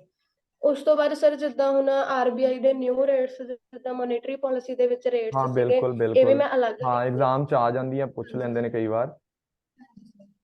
हाँ जी। ਬਿਲਕੁਲ ਸਰ, ਸਾਡੇ ਜਿੱਦਾਂ ਹੁਣ ਪੇਪਰ 2 ਦੇ ਵੀ ਡਿਫਿਕਲਟ ਜਿਹੜੇ ਟੌਪਿਕ ਸੀਗੇ, ਉਹ ਮੈਂ ਇੱਕ हाँ ਡਾਇਰੀ ਤੇ ਕੀਤੇ ਸੀ। ਜਿੱਦਾਂ ਐਨਐਸਕਿਊਐਫ ਦੀ ਰੈਂਕਿੰਗ ਹੈ ਸਰ, ਉਹ ਵੀ ਏਦਾਂ ਮੈਂ ਡਾਇਰੀ ਤੇ ਹਾਂ ਲਿਖੀ ਹਾਂ ਸੀਗੀ। ਹਾਂ। ਤੇ ਹੋਰ ਤੁਸੀਂ ਐ ਬਿਲਕੁਲ ਏਦਾਂ। ਦੱਸੋ ਕਿ ਜਿਹੜਾ ਪੇਪਰ 1 ਦੇ ਨੋਟਸ ਸੀਗੇ, ਉਹ ਤੁਸੀਂ ਫਿਰ ਆਪਣੇ ਰਿਟਨ ਹਾਂਜੀ ਨੋਟਸ ਸਰ। ਬਣਾਏ ਕਦੀ ਕਾਪੀ ਦੇ ਉੱਤੇ, ਜਾਂ ਬਿਲਕੁਲ ਕਿਸ ਜਿਵੇਂ ਜਾਂ ਹਾਂਜੀ। ਪੀਡੀਐਫ ਮਿਲਦੀ ਸੀ ਤੁਹਾਨੂੰ ਉਹਦੇ ਤੋਂ ਹੀ ਕਰਦੇ ਸੀ? ਨਹੀਂ ਨਹੀਂ ਸਰ, ਸ਼ੁਰੂਆਤੀ ਤੌਰ ਤੇ ਤਾਂ ਮੈਂ ਬਹੁਤ ਜ਼ਿਆਦਾ ਨੋਟਸ ਬਣਾਏ ਸੀ, ਸਾਰੀ ਕਾਪੀ ਭਰ ਦਿੰਦੀ ਸੀ ਨੋਟਸ ਨਾਲ। ਉਦੋਂ ਮੈਨੂੰ ਨਹੀਂ ਪਤਾ ਸੀ ਵੀ ਨੋਟਸ ਕਿਵੇਂ ਬਣਾਉਣੇ ਨੇ। ਤਾਂ ਜਿੱਦਾਂ ਮੈਂ ਆਪਣਾ ਕੋਰਸ ਦੇਖੀ ਜਾਣਾ, ਨਾਲ ਨਾਲ ਮੈਂ ਨੋਟਸ ਲਿਖੀ ਜਾਣੇ। ਤਾਂ ਉਹ ਇੰਨਾ ਜ਼ਿਆਦਾ ਲੈਂਥੀ ਹੋ ਗਿਆ, ਜਦੋਂ ਮੈਂ ਫਸਟ ਅਟੈਂਪਟ ਦਿੱਤਾ ਤਾਂ ਉਦੋਂ ਮੇਰੇ ਤੋਂ ਪ੍ਰੋਪਰ ਸਾਰਾ ਪੜ੍ਹ ਵੀ ਨਹੀਂ ਪਾਇਆ। ਪ੍ਰੋਪਰ ਮੈਂ ਹਾਂ, ਖੁਦ ਪੜ੍ਹਿਆ ਦੇ ਨਹੀਂ, ਮੈਂ ਨੋਟਸ ਹੀ ਨਹੀਂ ਦੇਖਿਆ ਹੀ ਪੜ੍ਹ ਨਹੀਂ ਪਾਏ ਹੈਗਾ ਤੁਸੀਂ ਵੀ ਕੀ ਮਤਲਬ, ਹੈ। ਖੁਦ ਦੇ ਬਿਲਕੁਲ ਨੋਟਸ ਹੀ ਨਹੀਂ ਬਿਲਕੁਲ ਹੀ ਪੜ੍ਹ ਨਹੀਂ ਪਾਏ। ਪੜ੍ਹ ਪਾਈ ਨੋਟਸ ਮੈਂ। ਹਾਂ ਤੇ ਉਸ ਤੋਂ ਬਾਅਦ ਸਰ ਫਿਰ ਮੈਂ ਹੌਲੀ ਹੌਲੀ ਮੈਨੂੰ ਸਿੱਖਣਾ ਪਿਆ ਵੀ ਨੋਟਸ ਕਿਵੇਂ ਬਣਾਉਣੇ, ਤੇ ਫਿਰ ਮੈਂ ਸ਼ਾਰਟ ਸਮਰੀ ਨੋਟਸ ਬਣਾ ਲਏ ਸੀਗੇ। ਹਾਂ, ਕਿਵੇਂ ਨੋਟਸ ਕਿਵੇਂ ਬਣਾਉਂਦੇ ਜੀ, ਥੋੜਾ ਜਿਹਾ ਬੱਚਿਆਂ ਨੂੰ ਦੱਸ ਦਿਓ ਤਾਂ ਕਿ ਉਹਨਾਂ ਦੀ ਵੀ ਹੈਲਪ ਹੋ ਜਾਏ, ਉਹ ਵੀ ਬਣਾਉਣੇ ਸਿੱਖ ਲੈਣ। ਹਾਂਜੀ ਸਰ ਬਿਲਕੁਲ। ਬਿਲਕੁਲ ਸਰ, ਨੋਟਸ ਦੇ ਵਿੱਚ ਜਿੱਦਾਂ ਮੈਂ ਪੁਆਇੰਟਸ ਵਗੈਰਾ ਜ਼ਿਆਦਾ ਲਿਖਦੀ ਸੀਗੀ, ਜਾਂ ਆਪਾਂ ਚਾਰਟਸ ਕਹਿ ਸਕਦੇ ਹਾਂ ਵੀ ਚਾਰਟ ਬਣਾ ਕੇ ਲਿਖ ਲੈਂਦੀ ਸੀ। ਸਰ ਮੇਰਾ ਨੋਟਸ ਬਣਾਉਣ ਦਾ ਤਰੀਕਾ ਵੀ ਇੱਕ ਅਲੱਗ ਸੀਗਾ। ਪਹਿਲੇ ਅਟੈਂਪਟ ਦੇ ਵਿੱਚ ਤਾਂ ਮੈਂ ਇਹ ਕੀਤਾ ਸੀ ਵੀ ਨੋਟਸ ਕਲਾਸ ਦੇ ਨਾਲ ਨਾਲ ਹੀ ਬਣਾ ਲਏ। ਬਟ ਸੈਕੰਡ ਅਟੈਂਪਟ ਵੇਲੇ ਮੈਂ ਏਦਾਂ ਕਰਦੀ ਸੀ, ਆਰਾਮ ਨਾਲ ਪਹਿਲਾਂ ਆਪਣੀ ਕਲਾਸ ਲਗਾਈ। ਕਲਾਸ ਲਗਾਉਣ ਤੋਂ ਬਾਅਦ ਸਰ ਅੱਧੇ ਘੰਟੇ ਬਾਅਦ ਮੈਂ ਕਾਪੀ ਪੈਨ ਚੱਕ ਕੇ ਬੈਠ ਜਾਂਦੀ ਸੀ। ਮੈਂ ਆਪਣੇ ਆਪ ਤੋਂ ਇਹ ਪੁੱਛਦੀ ਸੀ ਵੀ ਅੱਜ ਤੂੰ ਕੀ ਸਿੱਖਿਆ। ਜੋ ਕੁਝ ਹੂੰ। ਤੂੰ ਅੱਜ ਕਲਾਸ ਦੇ ਵਿੱਚ ਸਿੱਖਿਆ ਉਹ ਲਿਖ ਲਾ। ਮੈਂ ਓਕੇ ਆਪਣੇ ਓਕੇ ਆਪ ਓਕੇ। ਲਿਖਦੀ ਸੀ ਸਰ, ਜਿੱਦਾਂ ਮਤਲਬ ਹੁਣ ਅੱਜ ਤੁਸੀਂ ਤੁਸੀਂ ਐਂ ਮੈਨੂੰ ਪੜ੍ਹਾ। ਦੇਖਦੇ ਸੀ ਕਿ ਜੋ ਚੀਜ਼ਾਂ ਤੁਹਾਨੂੰ ਵਧੀਆ ਲੱਗਦੀਆਂ ਹੈ, ਹਾਂਜੀ ਜੋ ਚੀਜ਼ਾਂ ਤੁਹਾਨੂੰ ਲੱਗਦੀਆਂ ਇੰਪੋਰਟੈਂਟ ਹੈ, ਕਲਾਸ ਵੇਖ ਲਓ ਪਹਿਲਾਂ, ਨਾਲ ਨਾਲ ਹਾਂਜੀ ਟੀਚਰ ਪੜ੍ਹਾ ਰਿਹਾ, ਡਿਸਟਰਬੈਂਸ ਨਹੀਂ ਹੁੰਦੀ, ਹਾਂਜੀ। ਨਾ ਕਲਾਸ ਰੋਕਣੀ ਪੈਂਦੀ। ਠੀਕ ਹੈ, ਤੁਸੀਂ ਬਾਅਦ ਦੇ ਵਿੱਚ ਨੋਟਸ ਬਿਲਕੁਲ ਸਰ। ਬਣਾਉਂਦੇ ਸੀ ਤਾਂ ਕਿ ਆਰਾਮ ਨਾਲ ਬੈਠ ਕੇ ਫ੍ਰੀ ਮਾਈਂਡ ਹਾਂਜੀ ਪਤਾ ਲੱਗ ਜੇ ਕਿ ਇਹ ਚੀਜ਼ ਇੰਪੋਰਟੈਂਟ ਹੈ ਤੇ ਇਹ ਮੈਨੂੰ ਬਿਲਕੁਲ। ਯਾਦ ਵੀ ਨਹੀਂ ਹਾਂਜੀ ਸਰ। ਰਹਿਣੀ, ਤੇ ਉਹ ਚੀਜ਼ ਤੁਸੀਂ ਲਿਖ ਲੈਂਦੇ ਸੀ। ਬਹੁਤ ਹੀ ਵਧੀਆ ਤਰੀਕਾ ਸੀ ਤੁਹਾਡਾ। ਸਰ ਹਾਂਜੀ ਬਿਲਕੁਲ ਤੇ ਬਿਲਕੁਲ। ਪੇਪਰ 2 ਸਰ ਦੀ ਅਗਰ ਆਪਣੇ ਮੈਂ ਆਪ ਨੂੰ ਗੱਲ ਚੈੱਕ ਕਰਾਂ, ਕਰਨਾ ਸੀ। ਹਾਂ ਹਾਂ, ਪੇਪਰ ਅਗਰ ਮੈਂ ਪੇਪਰ 2 ਦੀ ਗੱਲ ਕਰਾਂ ਤਾਂ ਤੁਹਾਨੂੰ ਕਿਹੜੀਆਂ ਕਿਹੜੀਆਂ ਯੂਨਿਟਾਂ ਹਾਂਜੀ ਸੀਗੀਆਂ ਪੇਪਰ 2 ਦੇ ਵਿੱਚ ਜਿਹੜੀਆਂ ਟਫ ਲੱਗਦੀਆਂ ਸੀਗੀਆਂ ਕਮਰਸ ਦੇ ਵਿੱਚ? ਸਰ ਇਹ ਸੀਗੀ ਕਿ ਤਾਂ income tax. Sir income tax ਮੈਨੂੰ ਬਹੁਤ ਔਖਾ ਅੱਛਾ, ਲੱਗਦਾ ਸੀ, ਬਹੁਤ ਇਨਕਮ ਜ਼ਿਆਦਾ ਟੈਕਸ ਔਖਾ ਔਖਾ ਲੱਗਦਾ ਲੱਗਦਾ ਸੀ। ਸੀ। ਇਨਕਮ ਟੈਕਸ ਮੈਂ ਬਿਲਕੁਲ ਇੰਪੋਰਟੈਂਟ ਚੀਜ਼ਾਂ ਹੀ ਪੜ੍ਹੀਆਂ ਨੇ, ਵੀ ਜੋ ਓਕੇ। ਆਪਾਂ ਨੂੰ ਪੜ੍ਹਨੀਆਂ ਪੈਣਗੀਆਂ। ਜਿੱਦਾਂ ਤੇ ਆਈਟੀਆਰ ਪੜ੍ਹੀਆਂ ਨੇ, ਤੇ ਆਪਣਾ ਰੈਜ਼ੀਡੈਂਸ਼ੀਅਲ ਸਟੇਟਸ ਹੈ, ਏਦਾਂ ਛੋਟੀਆਂ ਛੋਟੀਆਂ ਚੀਜ਼ਾਂ ਪੜ੍ਹੀਆਂ, ਜ਼ਿਆਦਾ ਇੰਪੋਰਟੈਂਟ ਤੇ ਹੀ ਕੰਮ ਕੀਤਾ। ਵੀ ਸਾਰੀ ਯੂਨਿਟ ਨਹੀਂ ਮੈਂ ਕੀਤੀ ਹੈਗੀ ਇਨਕਮ ਟੈਕਸ ਦੀ। ਇਨਕਮ ਟੈਕਸ ਮੈਨੂੰ ਔਖਾ ਲੱਗਦਾ ਸਰ ਬਿਲਕੁਲ। ਤੇ ਅਗਰ ਮੈਂ ਇਹ ਪੁੱਛਾਂ ਪੇਪਰ 2 ਕਮਰਸ ਦੇ ਵਿੱਚ ਤੁਸੀਂ ਮਤਲਬ ਪ੍ਰੈਕਟੀਕਲ ਹਾਂਜੀ ਕਿੰਨਾ ਕਰਕੇ ਗਏ ਸੀ? ਪ੍ਰੈਕਟੀਕਲ ਹੁੰਦੇ ਨੇ ਨਾ, ਅਕਾਊਂਟ ਦੇ ਹੋਗੇ ਹਾਂਜੀ ਜਾਂ ਸਰ। ਬਿਜ਼ਨਸ ਹਾਂਜੀ ਫਾਈਨਾਂਸ ਦੇ ਹੋਗੇ, ਹਾਂਜੀ ਤਾਂ ਤੁਸੀਂ ਕਿੰਨਾ ਪ੍ਰੈਕਟੀਕਲ ਵਰਕ ਬਿਲਕੁਲ। ਕਰਕੇ ਗਏ ਸੀ ਘਰੋਂ, ਮਤਲਬ ਜਦੋਂ ਤੁਸੀਂ ਪੇਪਰ ਦੇਣ ਸਰ ਤੋਂ ਪਹਿਲਾਂ ਤਿਆਰੀ ਪ੍ਰੈਕਟੀਕਲ। ਕਰ ਰਹੇ ਸੀ? ਹਾਂਜੀ। ਹਾਂਜੀ ਸਰ, ਪ੍ਰੈਕਟੀਕਲ ਮੈਂ ਪ੍ਰੀਵੀਅਸ ਈਅਰ ਕੁਐਸਚਨ ਚੈੱਕ ਕੀਤੇ ਸੀ। ਮੈਂ ਦੇਖਿਆ ਵੀ ਪ੍ਰੀਵੀਅਸ ਈਅਰ ਕੁਐਸਚਨਸ ਦੇ ਵਿੱਚ ਇੱਕ ਦੋ ਨੂਮੈਰੀਕਲ ਆ ਜਾਂਦੇ ਨੇ। ਤਾਂ ਮੈਂ ਉਹ ਦੇਖੇ ਸੀਗੇ ਵੀ ਕਿਹੜੇ ਕਿਹੜੇ ਟੌਪਿਕਸ ਤੋਂ ਆਉਂਦੇ ਨੇ ਸਰ। ਜਿੱਦਾਂ ਬਿਜ਼ਨਸ ਫਾਈਨਾਂਸ ਹੈ, ਉਹਦੇ ਵਿੱਚ ਆਪਣਾ ਵਾਟਰ ਮਾਡਲ ਹੋ ਗਿਆ, ਗੋਰਡਨ ਮਾਡਲ ਹੋ ਗਿਆ, ਉਹਦੇ ਚੋਂ ਕੁਐਸਚਨ ਬਣ ਜਾਂਦੇ ਨੇ। ਤਾਂ ਮੈਂ ਉਹ ਐਮਕੋਮ ਵਾਲੀ ਬੁੱਕ ਚੱਕ ਕੇ ਸਰ ਉਹ ਸਾਰੀ ਪ੍ਰੈਕਟਿਸ ਕਰ ਲਈ ਸੀਗੀ। ਜਿੰਨੇ ਮੇਰੇ ਐਮਕੋਮ ਵਾਲੀ ਬੁੱਕ ਦੇ ਵਿੱਚ ਕੁਐਸਚਨ ਸੀਗੇ ਸਰ, ਉਹ ਮੈਂ ਸਾਰੇ ਕੱਢ ਕੇ ਵੇਖ ਲਏ ਸੀ। ਜਿੱਦਾਂ ਰੇਸ਼ੋ ਦੇ ਕੁਐਸਚਨ ਹੋ ਗਏ ਅਕਾਊਂਟਸ ਦੇ ਵਿੱਚ, ਤਾਂ ਉਹ ਵੀ ਮੈਂ ਕਰਕੇ ਵੇਖੇ ਸੀ। ਜੋ ਸਰ ਮਤਲਬ ਹੁਣ ਪੇਪਰ ਆਇਆ ਸੀਗਾ, ਉਹਦੇ ਵਿੱਚ ਜੋ ਆਪਣੇ ਕ੍ਰਾਈਟੇਰੀਆ ਕੁਐਸਚਨ ਆਏ ਫੋਲੋ ਹੋਏ ਕਰ ਸੀ। ਰਿਹਾ ਐਨਟੀਏ, ਜੋ ਵੀ ਚੀਜ਼ਾਂ ਫੋਲੋ ਕਰ ਰਿਹਾ ਸੀਗਾ, ਤਾਂ ਉਸੇ ਹਾਂਜੀ ਹਿਸਾਬ ਨਾਲ ਤੁਸੀਂ ਮਤਲਬ ਤਿਆਰੀ ਕਰਦੇਗੇ, ਜਾਂ ਉਹੀ ਕੁਐਸਚਨ ਹਾਂਜੀ ਰਿਪੀਟ ਮੋਡ ਤੇ ਤੁਸੀਂ ਆਪਣੀ ਐਮਕੋਮ ਬੁੱਕ ਤੇ ਲਗਾ ਲਏ, ਜਾਂ ਕਿਤੋਂ ਵੀ ਹਾਂਜੀ ਦੇਖ ਕੇ ਲਗਾ ਲਓ? ਠੀਕ ਹੈ, ਵੋਲਟਰ ਮਾਡਲ ਹੋ ਗਿਆ, ਹਾਂਜੀ। ਠੀਕ ਹੈ, ਉਹਨਾਂ ਸਾਰੀਆਂ ਚੀਜ਼ਾਂ ਤੇ। ਠੀਕ ਹੈ, ਤੇ ਹੋਰ ਕਿਸੇ ਚੀਜ਼ 'ਚ ਪ੍ਰੈਕਟੀਕਲ ਕੀਤਾ ਤੁਸੀਂ ਪੇਪਰ 2 'ਚ? ਸਰ ਪੇਪਰ 2 ਦੇ ਵਿੱਚ ਅਕਾਊਂਟਸ ਔਰ ਬਿਜ਼ਨਸ ਫਾਈਨਾਂਸ, ਬਸ ਇਹ ਦੋ ਸਬਜੈਕਟ ਤੇ ਪ੍ਰੈਕਟੀਕਲ ਕੀਤਾ, ਹੋਰ ਤਾਂ ਨਹੀਂ ਅਕਾਊਂਟ ਕੀਤਾ। 'ਚ ਅਗਰ ਮੈਂ ਸਪੈਸੀਫਿਕਲੀ ਪੁੱਛਾਂ, ਤੁਸੀਂ ਕਿਹੜੇ ਕਿਹੜੇ ਚੈਪਟਰ ਨੂੰ ਪ੍ਰੈਕਟੀਕਲੀ ਕਰਕੇ ਗਏ ਸੀਗੇ? ਸਰ ਇੱਕ ਤਾਂ ਰੇਸ਼ੋਜ਼ ਵਾਲਾ ਚੈਪਟਰ ਕਰਕੇ ਗਈ ਸੀ ਪ੍ਰੈਕਟੀਕਲੀ, ਬਿਲकुल। ਇੱਕ ਸਰ ਜੋ ਆਪਣੇ ਪੇਪਰ ਦੇ ਵਿੱਚ ਆਇਆ ਸੀ ਉਹ ਵੀ ਮੈਂ ਪ੍ਰੈਕਟੀਕਲ ਕੀਤਾ ਸੀ, ਜਿਹਦੇ ਵਿੱਚ ਆਪਾਂ ਮਾਰਜਨਲ ਕੋਸਟ ਫਾਈਂਡ ਕਰਨੀ ਆ, ਪੀਵੀ ਰੇਸ਼ੋ ਫਾਈਂਡ ਕੋस्ट ਕਰਨੀ ਆ, ਕੋस्ट ਬ੍ਰੇਕ ਅਕਾਊਂਟਿੰਗ ਦੇ ਇਵਨ ਮਤਲਬ, ਪੁਆਇੰਟ। ਕਿਉਂਕਿ ਅਕਾਊਂਟਿੰਗ ਵੀ ਤਿੰਨ ਚਾਰ ਹਾਂਜੀ ਤਰੀਕੇ ਦੀਆਂ ਪਾਈਆਂ ਨਾ ਅਕਾਊਂਟਿੰਗ ਚ, ਤਾਂ ਕੋਸਟ ਅਕਾਊਂਟਿੰਗ ਕਰਕੇ ਗਏ ਹੋ ਮੇਨਲੀ ਤੁਸੀਂ, ਕੋਸਟ ਅਕਾਊਂਟਿੰਗ ਤੁਸੀਂ ਅੱਛੇ ਤਰੀਕੇ ਨਾਲ ਮੇਨਲੀ। ਸਮਝ ਗਏ। ਠੀਕ ਹੈ, ਹੋਰ ਕੋਈ ਹਾਂਜੀ ਪ੍ਰੈਕਟੀਕਲ ਤੁਹਾਨੂੰ ਪੇਪਰ 2 ਚ ਹੈ ਵੀ ਨਹੀਂ ਇੰਨਾ ਖਾਸ? ਤੇ ਸਟੈਟਿਕਸ ਦੀ ਗੱਲ ਹਾਂਜੀ ਕਰਾਂ, ਸਰ। ਉਹਨਾਂ ਚ ਕੋਈ ਫਾਰਮੂਲੇ ਵਗੈਰਾ? ਸਰ ਹਾਂਜੀ ਸਰ, ਸਟੈਟ ਦੇ ਫਾਰਮੂਲਿਆਂ ਦਾ ਮੈਂ ਚਾਰਟ ਬਣਾਇਆ ਹੋਇਆ ਸੀਗਾ ਆਪਣੇ, ਹਨਾ ਘਰ ਦੇ ਵਿੱਚ ਲਾਇਆ ਸੀਗਾ ਚਾਰਟ ਬਣਾ ਕੇ। ਤਾਂ ਬਿਲकुल ਮੈਂ ਡੇਲੀ ਸਵੇਰ ਉੱਠਣ ਸਾਰ ਜਦੋਂ ਅੱਖ ਖੋਲਣੀ ਸੀ ਤਾਂ ਮਤਲਬ ਚਾਰਟ ਵੱਲ ਦੇਖਣਾ ਸੀਗਾ ਵੀ ਬਿਲकुल ਅੱਛਾ ਬਿਲकुल ਇਹ ਵਾਲੇ ਬਿਲकुਲ। ਫਾਰਮੂਲੇ ਹੈਗੇ ਆ, ਮਤਲਬ ਤੁਸੀਂ ਡੇਲੀ ਸਾਰਾ ਕੁਝ ਰਿਵਾਈਜ਼ ਪਹਿਲਾਂ ਹੀ ਕਰਦੀ ਸੀ ਪਲਾਨ ਉਹਨਾਂ ਨੂੰ। ਕੀਤਾ ਸੀ ਕਿ ਵੀ ਐਤਕੀ ਜੀਆਰਐਫ ਲੈ ਕੇ ਹੀ ਹਟਣਾ ਹੈ। ਠੀਕ ਹੈ, ਹਾਂ ਮਤਲਬ ਜੋ ਹਾਂ ਸਰ ਗਲਤੀਆਂ ਬਿਲਕੁਲ, ਤੁਸੀਂ ਜੋ ਪੁਰਾਣੇ ਮੇਰੀਆਂ ਟਾਈਮ 'ਚ ਪਿੱਛੇ ਗਲਤੀਆਂ ਕੀਤੀਆਂ, ਰਹਿ ਗਈਆਂ ਸੀ। ਹਾਂ ਪਿਛਲੇ ਵਾਰੀ ਗਲਤੀਆਂ ਰਹਿ ਗਈਆਂ, ਉਹ ਸਾਰੀਆਂ ਚੀਜ਼ਾਂ ਨੂੰ ਤੁਸੀਂ ਹਾਂਜੀ ਮਤਲਬ ਕਵਰ ਕੀਤਾ ਤੇ ਤੁਸੀਂ ਇਸ ਵਾਰ ਜੀਆਰਐਫ ਹੋ ਚੁੱਕੇ ਹੋ। ਓਕੇ। ਤੇ ਅਗਰ ਮੈਂ ਮੇਨਲੀ ਗੱਲ ਪੇਪਰ 1 ਦੀ ਕਰਾਂ, ਪੇਪਰ 1 ਚ ਨਾ ਬਹੁਤ ਸਾਰੇ ਬੱਚੇ ਡਰਦੇ ਆ ਦੋ ਤਿੰਨ ਚੀਜ਼ਾਂ ਤੋਂ। ਇੱਕ ਡੀਆਈ ਹੋ ਹਾਂਜੀ ਗਿਆ ਕਿ ਸਰ ਜੀ ਮੇਰਾ ਡੀਆਈ ਤਾਂ ਮੈਨੂੰ ਬਿਲਕੁਲ ਹਾਂਜੀ ਸਮਝ ਨਹੀਂ ਆਉਂਦਾ, ਤੇ ਆਰਸੀ ਹੋ ਗਿਆ, ਤੇ ਇੱਕ ਹਾਂਜੀ ਮੈਥ ਹੋ ਗਿਆ। ਠੀਕ ਹੈ, ਜਾਂ ਲੌਜੀਕਲ ਰੀਜ਼ਨਿੰਗ ਹੋ ਗਈ। ਬਿਲਕੁਲ ਤੇ ਸਰ। ਇਹਦੇ ਲਈ ਤੁਸੀਂ ਦੱਸੋ ਕਿਵੇਂ ਕਿਵੇਂ ਪੜ੍ਹਾਈ ਕੀਤੀ? ਸਰ ਇਹਦੇ ਲਈ ਪਹਿਲਾਂ ਤਾਂ ਮੈਂ ਇਹ ਦੇਖਿਆ ਵੀ ਆਪਣੇ ਮੈਥਸ ਦੇ ਵਿੱਚੋਂ ਕਿਹੜੇ ਕਿਹੜੇ ਕੁਐਸਚਨ ਜ਼ਿਆਦਾ ਬਣਦੇ ਆ, ਜਿੱਦਾਂ ਪ੍ਰੋਫਿਟ ਲੋਸ ਹੋ ਗਿਆ ਤੇ ਡਿਸਟੈਂਸ ਵਾਲੇ ਕੁਐਸਚਨ ਹੋ ਗਏ। ਸਰ ਪਹਿਲਾਂ ਮੈਂ ਸਿੱਖੇ ਵੀ ਕਿੱਦਾਂ ਕੱਢਣੇ ਨੇ, ਕਿਉਂਕਿ ਕਾਮਰਸ ਬੈਕਗ੍ਰਾਉਂਡ ਹੋਣ ਕਰਕੇ ਸਰ ਮੈਥ ਮੇਰੇ ਕੋਲ ਹੈ ਨਹੀਂ ਸੀ, 10th ਤੱਕ ਹੀ ਰਿਹਾ। ਤਾਂ ਮੈਂ ਪਹਿਲਾਂ ਸਿੱਖਿਆ, ਇਹਨਾਂ ਨੂੰ ਦੇਖਿਆ ਵੀ ਕਿੱਦਾਂ ਕਿੱਦਾਂ ਫਾਰਮੂਲੇ ਯੂਜ਼ ਹੁੰਦੇ ਨੇ। ਤਾਂ ਫਿਰ ਸਰ ਮੈਂ ਡੇਲੀ ਏਦਾਂ ਕਰਦੀ ਸੀ ਵੀ ਡੀਆਈ ਦੀ ਪ੍ਰੈਕਟਿਸ ਤਾਂ ਮੈਂ ਡੇਲੀ ਹੀ ਕਰਦੀ ਸੀ, ਓਕੇ ਸਵੇਰ ਡੀਆਈ ਤੇ ਸ਼ਾਮ ਨੂੰ ਆਰਸੀ। ਓਕੇ, ਮਤਲਬ ਇਹ ਡੇਲੀ ਸਰ ਮੈਂ ਤੁਸੀਂ ਡੇਲੀ ਡੀਆਈ ਕਰਨੇ ਹੁੰਦੇ ਕਰਦੇ ਸੀ। ਸੀ ਤੇ ਆਰਸੀ ਕਰਦੇ ਸੀ। ਓਕੇ। ਤੇ ਬਿਲਕੁਲ ਤੁਹਾਡੇ ਸਰ। ਮਤਲਬ ਇਹਨਾਂ ਕਰਕੇ ਸਕੋਰ ਦਾ ਕੋਈ ਫਰਕ ਪਿਆ ਪਿਛਲੇ ਤੋਂ? ਐਸ ਜੀਆਰਐਫ ਕੱਢਿਆ ਤੁਸੀਂ ਸਰ ਐਤਕੀ? ਬਿਲਕੁਲ। ਕਿੰਨੇ ਜੀਆਰਐਫ ਹਾਂਜੀ ਮਤਲਬ ਐਤਕੀ ਤੁਹਾਡੇ ਡੀਆਈ ਠੀਕ ਹੋਇਆ, ਤੇ ਕਿੰਨੇ ਆਰਸੀ ਦੇ ਸਰ ਵਿੱਚ ਐਤਕੀ ਹੋਏ? ਮੇਰੇ 5 ਦੇ ਵਿੱਚੋਂ 4 ਡੀਆਈ ਠੀਕ ਹੋਏ ਨੇ, ਬਾਕੀ ਸਰ ਨੂਮੈਰੀਕਲ ਤਾਂ ਮੇਰੇ ਸਾਰੇ ਹੀ ਸਹੀ ਹੋਏ ਨੇ, ਮੈਥਸ ਵਾਲੇ ਨੂਮੈਰੀਕਲ ਓਕੇ ਸਾਰੇ ਸਹੀ ਗਏ ਨੇ। ਓਕੇ ਤੇ ਓਕੇ, ਆਰਸੀ ਮੈਥ ਦਾ ਦੇ ਵੀ ਸਰ ਸਾਰੇ ਬਹੁਤ ਨੂਮੈਰੀਕਲ। ਫਰਕ ਪਿਆ। ਓਕੇ, ਤੇ ਮੈਥ ਦੇ ਲਈ ਬਿਲਕੁਲ ਤੁਸੀਂ ਸਰ, ਪ੍ਰੈਕਟਿਸ ਪਿਛਲੀ ਡੇਲੀ ਵਾਰ ਕਰਦੇ ਮੈਂ ਸੀ ਜਾਂ ਕਦੇ ਕਦਾਏ? ਨਹੀਂ ਸਰ, ਨਹੀਂ ਸਰ ਸੰਡੇ ਵਾਲੇ ਦਿਨ ਕਰਦੇ ਸੀ ਮੈਥਸ ਦੀ ਅੱਛਾ, ਪ੍ਰੈਕਟਿਸ, ਮੈਥ ਦਾ ਇੱਕ ਜ਼ਿਆਦਾ ਡੇ ਨਹੀਂ ਰੱਖ ਕੀਤੀ ਲਿਆ ਮਤਲਬ ਸੰਡੇ ਵਾਲੇ। ਮੈਥ। ਹਾਂ ਠੀਕ ਹੈ, ਹਾਂਜੀ ਮਤਲਬ ਕਈ ਹੁੰਦਾ ਨਾ ਕਿ ਦੇਖੋ ਇਹਨਾਂ ਨੇ ਇੱਕ ਗੱਲ ਕਹੀ ਹੈ ਕਿ ਇਹਨਾਂ ਦਾ ਮੈਥ ਬੈਕਗ੍ਰਾਉਂਡ ਨਹੀਂ ਸੀਗਾ, ਪਰ ਫਿਰ ਵੀ ਇਹਨਾਂ ਨੇ ਕੀ ਕੀਤਾ, ਮੈਥ ਦੀ ਚੀਜ਼ਾਂ ਨੂੰ ਸਿੱਖਿਆ ਹੈ, ਡੀਆਈ ਸਿੱਖਿਆ ਹੈ ਲਗਾਉਣਾ। ਮਤਲਬ ਤੁਹਾਨੂੰ ਲੱਗਦਾ ਕਿ ਮੈਥ ਤੇ ਬਿਲਕੁਲ। ਡੀਆਈ ਟਫ ਹੁੰਦਾ ਹੈ? ਐਵੇਂ ਲੱਗਦਾ? ਕਿਉਂਕਿ ਬਹੁਤ ਸਾਰੇ ਬੱਚੇ ਨਹੀਂ ਐਵੇਂ ਸਰ, ਕਹਿੰਦੇ ਨੇ। ਠੀਕ ਹੈ। ਨਹੀਂ ਅੱਛਾ, ਸਰ ਮਤਲਬ ਬਿਲਕੁਲ ਇਹ ਵੀ ਨਹੀਂ। ਆਪਣੀ ਥਿੰਕਿੰਗ ਹੈ ਕਿ ਆਪਾਂ ਮੰਨ ਕੇ ਬਹਿ ਜਾਂਦੇ ਹਾਂ ਉਹ ਚੀਜ਼ਾਂ ਨੂੰ, मतलब मान लिया जाता है ਹਾਂਜੀ कि मैथ टफ है, पर मुझे नहीं लगता कि मैथ टफ है। ठीक है, हमारा भी बैकग्राउंड कॉमर्स का ही है, तो इतना ज्यादा ਹਾਂਜੀ मैथ नहीं करते हैं, फिर भी बंदा कर जाता है मैथ को। ठीक है, अगर वो प्रैक्टिस ਹਾਂਜੀ करे ਸਰ। तो। ओके ओके, उसके बाद? ਸਰ ਜਦੋਂ ਮੈਂ ਪਹਿਲਾ ਅਟੈਂਪਟ ਦਿੱਤਾ ਸੀਗਾ ਤਾਂ ਉਦੋਂ ਮੈਥਸ ਦੀ ਬਿਲਕੁਲ ਪ੍ਰੈਕਟਿਸ ਨਹੀਂ ਕੀਤੀ ਸੀ, ਇਹੀ ਸੋਚ ਕੇ ਕਿ ਇਹ ਬੜਾ ਹੀ ਡਿਫਿਕਲਟ ਹੈ। ਤੇ ओके ਡੀਆਈ ਵੀ ਮੈਂ ਡੇਲੀ ਨਹੀਂ ਲਗਾਈ ਸੀ। ओके ਪੀਪਲ ਇਨਵਾਇਰਨਮੈਂਟ ਮੈਂ ਛੱਡ ਕੇ ਗਈ ਸੀ, ਬਿਲਕੁਲ 60 ਤੋਂ 70% ਸਿਲੇਬਸ ਕਰਕੇ ओके ਗਈ ਸੀ। ਬਟ ਉਹਦੇ ਵਿੱਚ ਵੀ ਮੇਰਾ ਨੈਟ ਹੋ ਗਿਆ ਸੀ। ਪਰ ਜੇਆਰਐਫ ਦੇ ਲਈ ਤਾਂ ਸਰ ਸਾਨੂੰ ਸਾਰੀਆਂ ਯੂਨਿਟਸ ਪ੍ਰਪੇਅਰ ਕਰਨੀਆਂ ਪੈਣਗੀਆਂ। ਓਕੇ। ਅਗਰ ਮੈਂ ਇੱਕ ਗੱਲ ਤੁਹਾਡੇ ਤੋਂ ਇਹ ਪੁੱਛਾਂ ਕਿ ਅਗਰ ਕੋਈ ਬੱਚਾ ਹਾਂਜੀ ਇਹ ਕਹਿ ਦੇ ਵੀ ਮੈਂ 4 ਤੋਂ 5 ਵਾਰੀ ਨੈਟ ਜੀਆਰਐਫ ਦੇ ਚੁੱਕਿਆ ਹਾਂ, ਮੇਰਾ ਨੈਟ ਵੀ ਨਹੀਂ ਹੁੰਦਾ ਤੇ ਜੀਆਰਐਫ ਵੀ ਨਹੀਂ ਕਲੀਅਰ ਹੋ ਰਿਹਾ, ਤਾਂ ਉਹਦੇ ਲਈ ਤੁਸੀਂ ਕੀ ਸੁਜੈਸ਼ਨ ਕਰੋਗੇ ਕਿ ਬੱਚੇ ਨੂੰ ਕਿਵੇਂ ਪੜ੍ਹਨਾ ਚਾਹੀਦਾ ਹੈ? ਸਰ ਬੱਚੇ ਨੂੰ ਇਹ ਦੇਖਣਾ ਚਾਹੀਦਾ ਵੀ ਸਾਡੇ ਨੰਬਰ ਕਿੱਥੋਂ ਘਟ ਰਹੇ ਨੇ, ਆਨਸਰ ਕੀ ਚੈੱਕ ਕਰਨੀ ਚਾਹੀਦੀ ਹੈ, ਟੌਪਿਕ ਦੇਖ ਲਵੇ ਸਰ ਵੀ ਮੇਰੇ ਪ੍ਰੈਕਟੀਕਲ ਚੋਂ ਨੰਬਰ ਜਾ ਰਹੇ ਨੇ ਜਾਂ ਥਿਓਰਟੀਕਲ ਚੋਂ ਜਾ ਰਹੇ ਨੇ। ਅਗਰ ਪ੍ਰੈਕਟੀਕਲ ਚੋਂ ਜਾ ਰਹੇ ਨੇ ਤਾਂ ਸਰ ਸਿੰਪਲ ਜੀ ਗੱਲ ਹੈ ਵੀ ਸਵੇਰ ਸ਼ਾਮ ਡੀਆਈ ਮੈਥਸ ਵਗੈਰਾ ਦੇ ਕੁਐਸਚਨ ਲਾ ਕੇ ਦੇਖ ਲੈ। ਥਿਊਰੀ ਚੋਂ ਜਾ ਰਹੇ ਨੇ ਤਾਂ ਸਰ ਸਾਨੂੰ ਸਾਰਾ ਪੜ੍ਹਨਾ ਪਊਗਾ, ਥਿਊਰੀ ਡਿਟੇਲ ਚ ਦੇਖੇ, ਵੱਧ ਅੱਛਾ ਤੋਂ ਵੱਧ ਸਰ ਐਮਸੀਕਿਊ ਪ੍ਰੈਕਟਿਸ ਕਰਕੇ ਵੇਖੇ, ਐਮਸੀਕਿਊ ਤੋਂ ਹੀ ਪਤਾ ਲੱਗਦਾ ਹੈ। ਬਾਕੀ ਪੀਵਾਈਕਿਊ ਤਾਂ ਸਾਰਿਆਂ ਨੇ ਕਰਨੇ ਹੀ ਕਰਨੇ ਨੇ, ਹੂੰ 2015 ਤੋਂ ਲੈ ਕੇ 2021-22 ਤੱਕ ਸਰ ਅੱਛਾ ਇਹ ਤਾਂ ਅੱਛਾ, ਮੈਂ ਜ਼ਰੂਰ ਦੇਖਣੇ पूछने वाला ਚਾਹੀਦੇ था, ਨੇ। मैं पूछਣ ਵਾਲਾ ਸੀ ਜ਼ਿਆਦਾ ਮਤਲਬ ਟ੍ਰੈਂਡ ਹੈ। ਕਿੰਨੇ ਸਾਲਾਂ ਦੇ ਕੁਐਸਚਨ ਲਗਾਇਆ ਇਹਨਾਂ ਨੇ, ਪਹਿਲਾਂ ਹੀ ਦੱਸਤਾ ਕਿ 2015 ਤੋਂ ਲੈ ਕੇ ਜਿੰਨੇ ਵੀ ਅੱਜ ਤੱਕ ਇਹ ਪੇਪਰ ਬਿਲਕੁਲ ਸਰ। ਹੋਏ ਨੇ ਉੱਤੇ ਨੂੰ ਆਣਾ, ਆਪਾਂ ਥੱਲੇ ਨੂੰ ਨਹੀਂ ਜਾਣਾ। 2015 ਤੋਂ ਲੈ ਕੇ 2022 ਤੱਕ ਦੇ ਜਿੰਨੇ भी एग्जामिनेशन हो चुके हैं यूजीसी नेट ਹਾਂਜੀ ਦੇ, पेपर 1 तो हर सब्जेक्ट का लगाओ, मैं बोल रहा हूँ, लेकिन पेपर 2 ਆਪਣੇ ਹਾਂਜੀ ਸਬਜੈਕਟ ਦੇ ਜਿੰਨੇ ਵੀ ਪੇਪਰ ਹੋਏ ਨੇ ਸਾਰਿਆਂ ਨੂੰ ਐਨਾਲਿਸਿਸ ਕਰੋ, ਸਾਰਿਆਂ ਦੇ ਕੁਐਸਚਨ ਨਿਕਾਲੋ, ਜਿੰਨਾ ਪੈਟਰਨ ਦਿया गया ਸਾਰਾ ਕੁਝ ਹਾਂਜੀ ਲਗਾਓ। मे बी ਅਗਰ ਮੈਂ ਐਵੇਂ ਹਾਂਜੀ ਪੁੱਛਾਂ ਤੁਹਾਡੇ ਤੋਂ ਕਿ ਮੰਨ ਲਓ ਕੋਈ ਵੀ ਬੱਚਾ ਹੈ ਪੇਪਰ 1 ਕਰ ਰਿਹਾ, ਪੇਪਰ 2 ਕਰ ਰਿਹਾ ਹੈ, ਤਾਂ ਉਹਨੂੰ ਦੋਨਾਂ ਹਾਂਜੀ ਚੀਜ਼ਾਂ ਦੇ ਸਰ। ਨੋਟਸ ਬਣਾਉਣੇ ਚਾਹੀਦੇ ਆ? ਜਾਂ ਕੁਝ ਲੋਕ ਬੋਲ ਦਿੰਦੇ ਨੇ ਕਮਰਸ ਮੇਰਾ ਫੈਮਿਲੀਅਰ ਹੈ ਜਾਂ ਮੈਨੂੰ ਆਂਦਾ ਹੈ, ਤਾਂ ਮਤਲਬ ਕਿਵੇਂ ਕਰਨਾ ਚਾਹੀਦਾ ਹਾਂਜੀ ਉਹਨਾਂ ਨੂੰ? ਦੋਨਾਂ ਚੀਜ਼ਾਂ ਦੇ ਨੋਟਸ ਨਾਲ ਦੀ ਨਾਲ ਬਣਾ ਕੇ ਪ੍ਰੈਕਟਿਸ ਕਰਨੀ ਚਾਹੀਦੀ ਹੈ, ਜਾਂ ਕਮਰਸ ਨੂੰ ਵਾਰ-ਵਾਰ ਪੜ੍ਹ ਕੇ ਹੀ ਕੰਮ ਚੱਲ ਜਾਂਦਾ ਹੈ? ਨਹੀਂ ਸਰ, ਨੋਟਸ ਤਾਂ ਬਣਾਉਣੇ ਚਾਹੀਦੇ ਨੇ, ਕਾਮਰਸ ਦੇ ਵੀ ਬਣਾਉਣੇ ਓਕੇ। ਚਾਹੀਦੇ ਆ, ਪਰ ਏਦਾਂ ਹਾਂ, ਵੀ ਡਿਟੇਲ ਦੇ ਵਿੱਚ ਨਾ ਬਣਾਓ, ਕਿਉਂਕਿ ਵੀ ਜੋ ਕੁਝ ਚੀਜ਼ਾਂ ਬੱਚੇ ਤੁਹਾਨੂੰ ਐਸੇ ਆਉਂਦੀਆਂ ਨੇ ਹੋਤੇ ਉਹ हैं ਨਾ, ਬਿਲਕੁਲ ਸਟਾਰਟ ਕੁਝ ਬੱਚੇ ਐਵੇਂ ਦੇ ਹੁੰਦੇ ਨੇ ਜਿਹੜੇ ਮੇਰੇ ਕੋਲ ਮੈਸੇਜ ਕਰਦੇ ਨੇ ਕਿ ਸਰ ਸਾਨੂੰ ਪੀਡੀਐਫ ਦੇ ਦਿਓ, ਅਸੀਂ ਆਪੇ ਪੜ੍ਹ ਲਾਂਗੇ। ਮਤਲਬ ਕਦੀ ਉਹਨਾਂ ਨੇ ਨਹੀਂ। ਕਲਾਸ ਨਹੀਂ ਦੇਖਣੀ, ਤਾਂ ਮਤਲਬ ਉਸ ਚੀਜ਼ ਨਾਲ ਤੁਹਾਨੂੰ ਲੱਗਦਾ ਕਿ ਐਗਜ਼ਾਮ ਕਲੀਅਰ ਹੋ ਜਾਏਗਾ ਬਿਨਾਂ ਕਲਾਸਿਸ ਤੋਂ? ਕਿਉਂਕਿ ਤੁਸੀਂ ਸਟਾਰਟਿੰਗ ਨਹੀਂ 'ਚ ਇੱਕ ਸਰ। ਗੱਲ ਮੈਨੂੰ ਬਹੁਤ ਵਧੀਆ ਲੱਗੀ ਕਿ ਬੱਚਿਆਂ ਨੂੰ ਵੀ ਪਤਾ ਲੱਗੇਗੀ ਇਹ ਗੱਲ, ਕਿ ਤੁਸੀਂ ਆਂਦਿਆਂ ਹੀ ਇਹ ਗੱਲ ਕਹਿਤੀ ਕਿ ਮੈਂ 2-3 ਬੁੱਕਾਂ ਖਰੀਦੀਆਂ ਪਰ ਮੈਨੂੰ ਬੁੱਕਾਂ 'ਚੋਂ ਸਮਝ ਨਹੀਂ ਆਇਆ। ਕਿਉਂਕਿ ਬੁੱਕ ਨੇ ਕੁਝ ਬੋਲ ਕੇ ਨਹੀਂ ਬਿਲਕੁਲ ਸਰ। ਦੱਸਣਾ ਆਪਾਂ ਨੂੰ ਵੀ ਕੀ ਚੀਜ਼ ਬਿਲਕੁਲ। ਲਿਖੀ ਹੈ ਬੁੱਕ ਦੇ ਵਿੱਚ, ਆਪਾਂ ਨੂੰ ਖੁਦ ਹੀ ਸਮਝਣਾ ਪਏਗਾ। ਅਗਰ ਇੰਨੀ ਅੰਡਰਸਟੈਂਡਿੰਗ ਹੈ ਤਾਂ ਸਮਝ ਲਾਂਗੇ, ਨਹੀਂ ਤਾਂ ਫਿਰ ਆਪਾਂ ਨੂੰ ਕਿਸੇ ਨਾ ਕਿਸੇ ਗਾਈਡ ਦੀ ਜ਼ਰੂਰਤ ਤਾਂ ਪੈਂਦੀ ਹੈ। ਠੀਕ ਹੈ।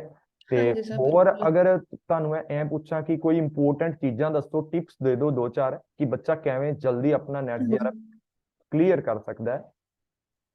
ਹਾਂਜੀ ਸਰ।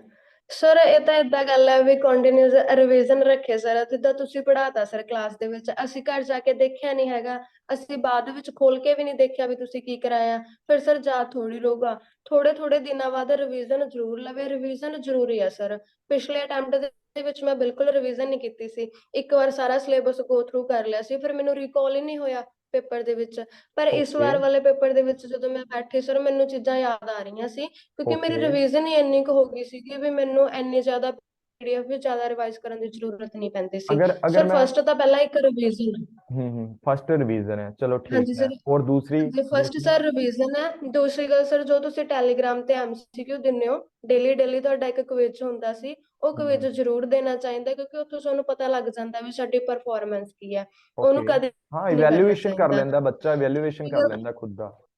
ਹਾਂਜੀ ਬਿਲਕੁਲ ਸਰ। ਸਰ ਇੱਕ ਏਦਾਂ ਵੀ ਇਹ ਨਹੀਂ ਹੈਗਾ ਵੀ ਅੱਜ ਪੜ੍ਹ ਲਿਆ ਤੁਸੀਂ ਕੱਲ ਨਾ ਪੜ੍ਹੋ, ਜਾਂ ਜੇ ਅੱਜ ਜ਼ਿਆਦਾ ਪੜ੍ਹ ਲਿਆ ਕੱਲ ਨੂੰ ਘਟਾ ਦੋ। ਨਹੀਂ ਸਰ, ਡੇਲੀ ਡੇਲੀ ਪੜ੍ਹਨਾ, ਚਾਹੇ ਥੋੜਾ ਥੋੜਾ ਹੀ ਪੜ੍ਹੋ, ਥੋੜੇ ਥੋੜੇ ਹਾਂ, ਟਾਰਗੇਟ ਮਤਲਬ ਸੈੱਟ ਕਰੋ, ਕੰਸਿਸਟੈਂਸੀ ਸੁਬਾਹ ਇਜ਼ ਦਾ ਉੱਠਣ ਕੀ ਆਫ ਸਾਰ। ਸਕਸੈਸ ਤੁਸੀਂ ਕਹਿਣਾ ਚਾਹੁੰਦੇ ਹੋ? ਮਤਲਬ ਜਿਹੜਾ ਹਾਂਜੀ ਸਰ। ਬੰਦਾ ਸਿੱਥਰਤਾ ਨਾਲ ਬਣਾ ਕੇ ਆਪਣੀ ਮਿਹਨਤ ਕਰਦਾ ਰਹੇਗਾ, ਇੱਕ ਲੈ ਨਾਲ, ਜਾਂ ਇੱਕ ਆਪਾਂ ਕਹਿ ਸਕਦੇ ਹਾਂ ਵੀ ਬੰਦਾ ਦਿਲ ਲਗਾ ਕੇ ਮਿਹਨਤ ਕਰਦਾ ਰਹੇਗਾ, ਤਾਂ ਉਹ ਬੰਦਾ ਪਾਸ ਹੋਵੇਗਾ। ਠੀਕ ਹੈ ਜੀ। ਓਕੇ। ਤੇ ਅਗਰ ਤੁਹਾਡੇ ਤੋਂ ਇਹ ਗੱਲ ਪੁੱਛਾਂ ਕਿ ਨੈਟ ਤੇ ਜੀਆਰਐਫ ਕਰਨ ਬਾਅਦ ਤੁਹਾਨੂੰ ਕਿਵੇਂ ਦਾ ਲੱਗ ਰਿਹਾ ਹੈ, ਤੁਸੀਂ ਆਪਣਾ ਥੋੜਾ ਅੰਦਰੋਂ ਦੱਸੋ, ਤੁਹਾਨੂੰ ਕਿਹੋ ਜਿਹੀ ਫੀਲਿੰਗ ਆ ਰਹੀ ਹੈ? ਹਾਂਜੀ ਸਰ, ਮੈਨੂੰ ਬਹੁਤ ਵਧੀਆ ਫੀਲਿੰਗ ਆ ਰਹੀ ਹੈ, ਬਹੁਤ ਜ਼ਿਆਦਾ ਖੁਸ਼ੀ ਹੋ ਰਹੀ ਹੈ ਸਰ, ਬਹੁਤ ਜ਼ਿਆਦਾ ਖੁਸ਼ੀ ਹੋ ਰਹੀ ਹੈ, ਕਿਉਂਕਿ ਇਸ ਦਿਨ ਵਾਸਤੇ ਸਰ ਮੈਂ ਮਿਹਨਤ ਬਹੁਤ ਕੀਤੀ ਸੀ, ਬਹੁਤ ਓਕੇ। ਜ਼ਿਆਦਾ ਮਿਹਨਤ ਕੀਤੀ ਸੀ, ਤੇ ਅੱਜ ਉਹ ਦਿਨ ਮੇਰੇ ਕੋਲੇ ਹੈਗਾ, ਤਾਂ ਸਰ ਬਹੁਤ ਜ਼ਿਆਦਾ ਖੁਸ਼ੀ ਹੋਈ। ਇਹਨੂੰ ਵਰਡਸ ਦੇ ਵਿੱਚ ਐਕਸਪਲੇਨ ਨਹੀਂ ਕੀਤਾ ਜਾ ਸਕਦਾ। ਓਕੇ। ਇਸ ਖੁਸ਼ੀ ਨੂੰ ਮੇਰੇ ਪੇਰੈਂਟਸ ਜਾਂ ਸਾਨੂੰ ਹੀ ਪਤਾ ਵੀ ਅਸੀਂ ਕਿੰਨੇ ਜ਼ਿਆਦਾ ओके। ਖੁਸ਼ ਹਾਂ। एक एक गल बच्चे होर पूछते हैं, सर जी स्ट्रैटर्जी दे दो नेट जीआरएफ करने की, स्ट्रैटर्जी बता दो, हम पढ़ लेंगे, जैसा बोलोगे वैसा कर लेंगे। और या ਹਾਂਜੀ ਐਵੇਂ ਸਰ। ਬੋਲ ਦਿੰਦੇ ਨੇ ਬੱਚੇ ਕਿ ਸਰ ਸਟ੍ਰੈਟਜੀ ਸਾਨੂੰ ਦੇ ਦਿਓ, ਅਸੀਂ ਆਪੇ ਪੜ੍ਹ ਲਾਂਗੇ, ਤੇ ਜਾਂ ਐਵੇਂ ਕਹਿੰਦੇ ਨੇ ਕਿ ਸਰ ਸਾਨੂੰ ਇੱਕ ਗੱਲ ਦੱਸ ਦਿਓ, ਸਰ ਸਾਡੇ ਇੰਨੇ ਨੰਬਰ ਸੀ ਪਿਛਲੀ ਵਾਰ, ਸਾਡਾ ਨੈਟ ਜੀਆਰਐਫ ਹੋ ਸਕਦਾ ਹੈ ਕਿ ਨਹੀਂ ਹੋ ਸਕਦਾ। ਤੇ ਜਾਂ ਕਈ ਵਾਰ ਬੱਚੇ ਐ ਪੁੱਛਦੇ ਨੇ ਕਿ ਸਰ ਦਿਨੇ ਪੜ੍ਹੀਏ ਜਾਂ ਰਾਤ ਨੂੰ ਪੜ੍ਹੀਏ, मतलब दिन को स्टडी करनी चाहिए या ਹਾਂਜੀ रात को? ਤਾਂ ਇਹਦੇ ਬਾਰੇ ਤੁਸੀਂ ਕੀ ਕਹਿਣਾ ਚਾਹੋਗੇ? ਸਰ ਇਹ ਤਾਂ ਡਿਪੈਂਡ ਕਰਦਾ ਆਪਣੇ ਘਰ ਦੇ ਇਨਵਾਇਰਨਮੈਂਟ ਤੇ। ਅਗਰ ਆਪਣੇ ਘਰ ਦਾ ਇਨਵਾਇਰਨਮੈਂਟ ਅੱਛਾ ਸਰ, ਫਿਰ ਦਿਨੇ ਪੜ੍ਹ ਲਓ ਤਾਂ ਵੀ ਕੋਈ ਦਿੱਕਤ ਨਹੀਂ।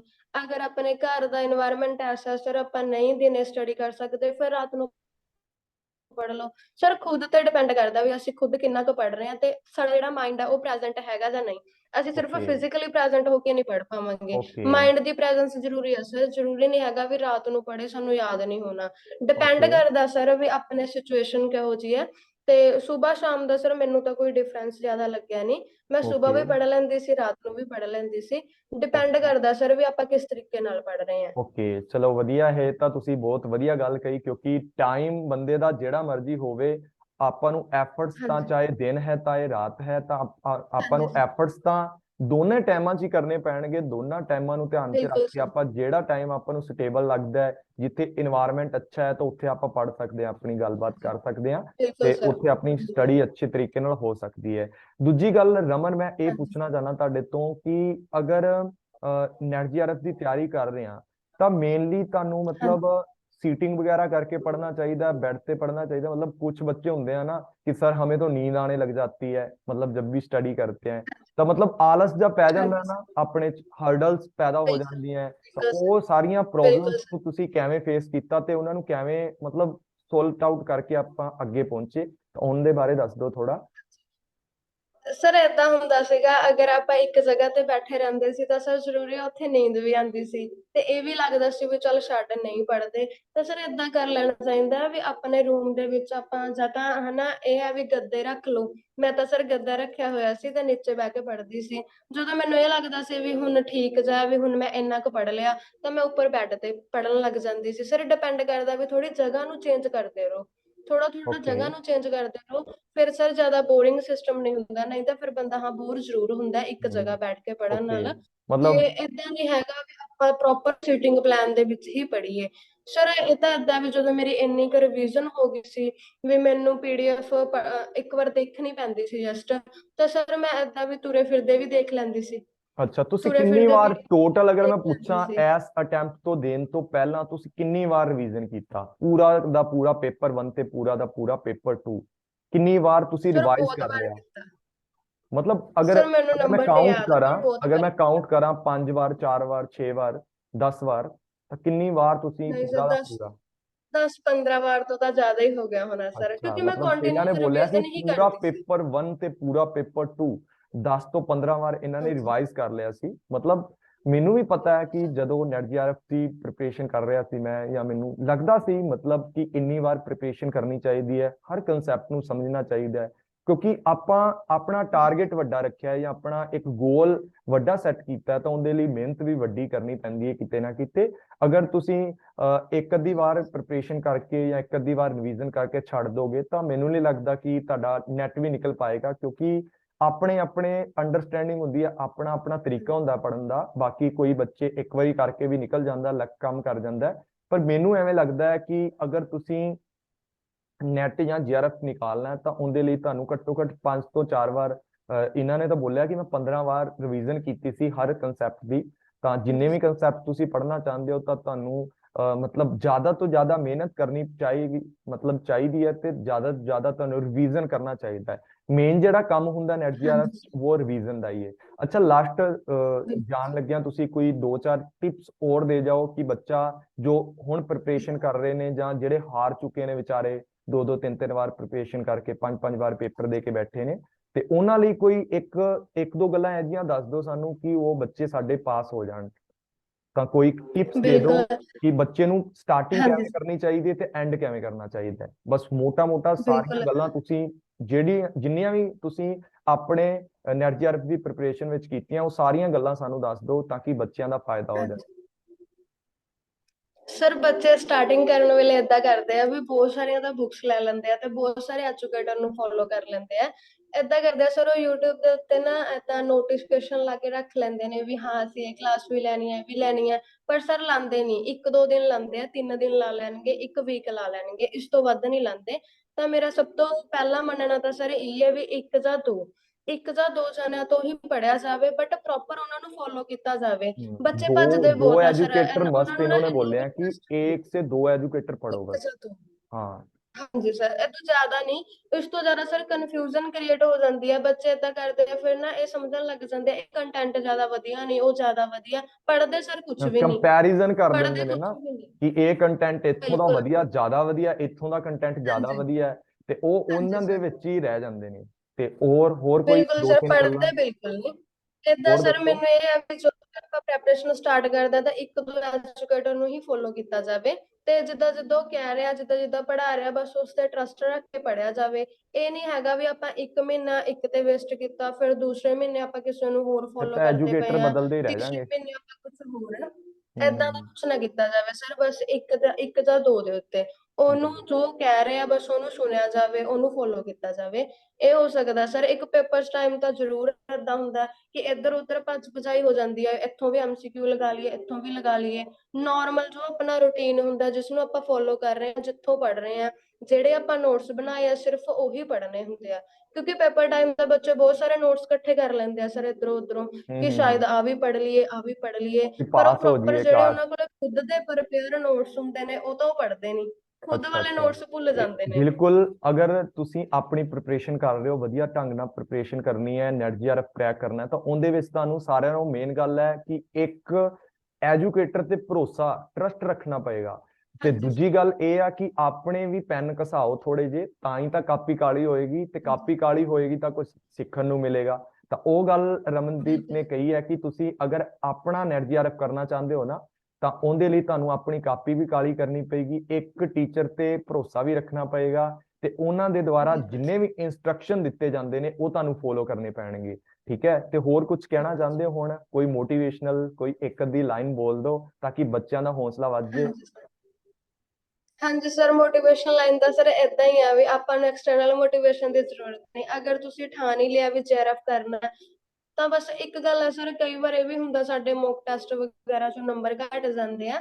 ਜਦੋਂ ਮੇਰੇ ਘਟ ਜਾਂਦੇ ਹੁੰਦੇ ਸੀ ਤਾਂ ਫਿਰ ਇੱਕ ਗੱਲ ਸੋਚਦੇ ਸੀ ਸਰ, ਛੱਡਣਾ ਨਹੀਂ ਹੈਗਾ ਬਿਲਕੁਲ ਵੀ। ਓਕੇ। ਉਸ ਦਿਨ ਬਾਰੇ ਸੋਚਣਾ ਚਾਹੀਦਾ ਵੀ ਜਿਸ ਦਿਨ ਆਪਾਂ ਸਟਾਰਟ ਕੀਤਾ ਸੀ, ਆਪਾਂ ਸਟਾਰਟ ਹੀ ਕਿਉਂ ਕੀਤਾ ਸੀ।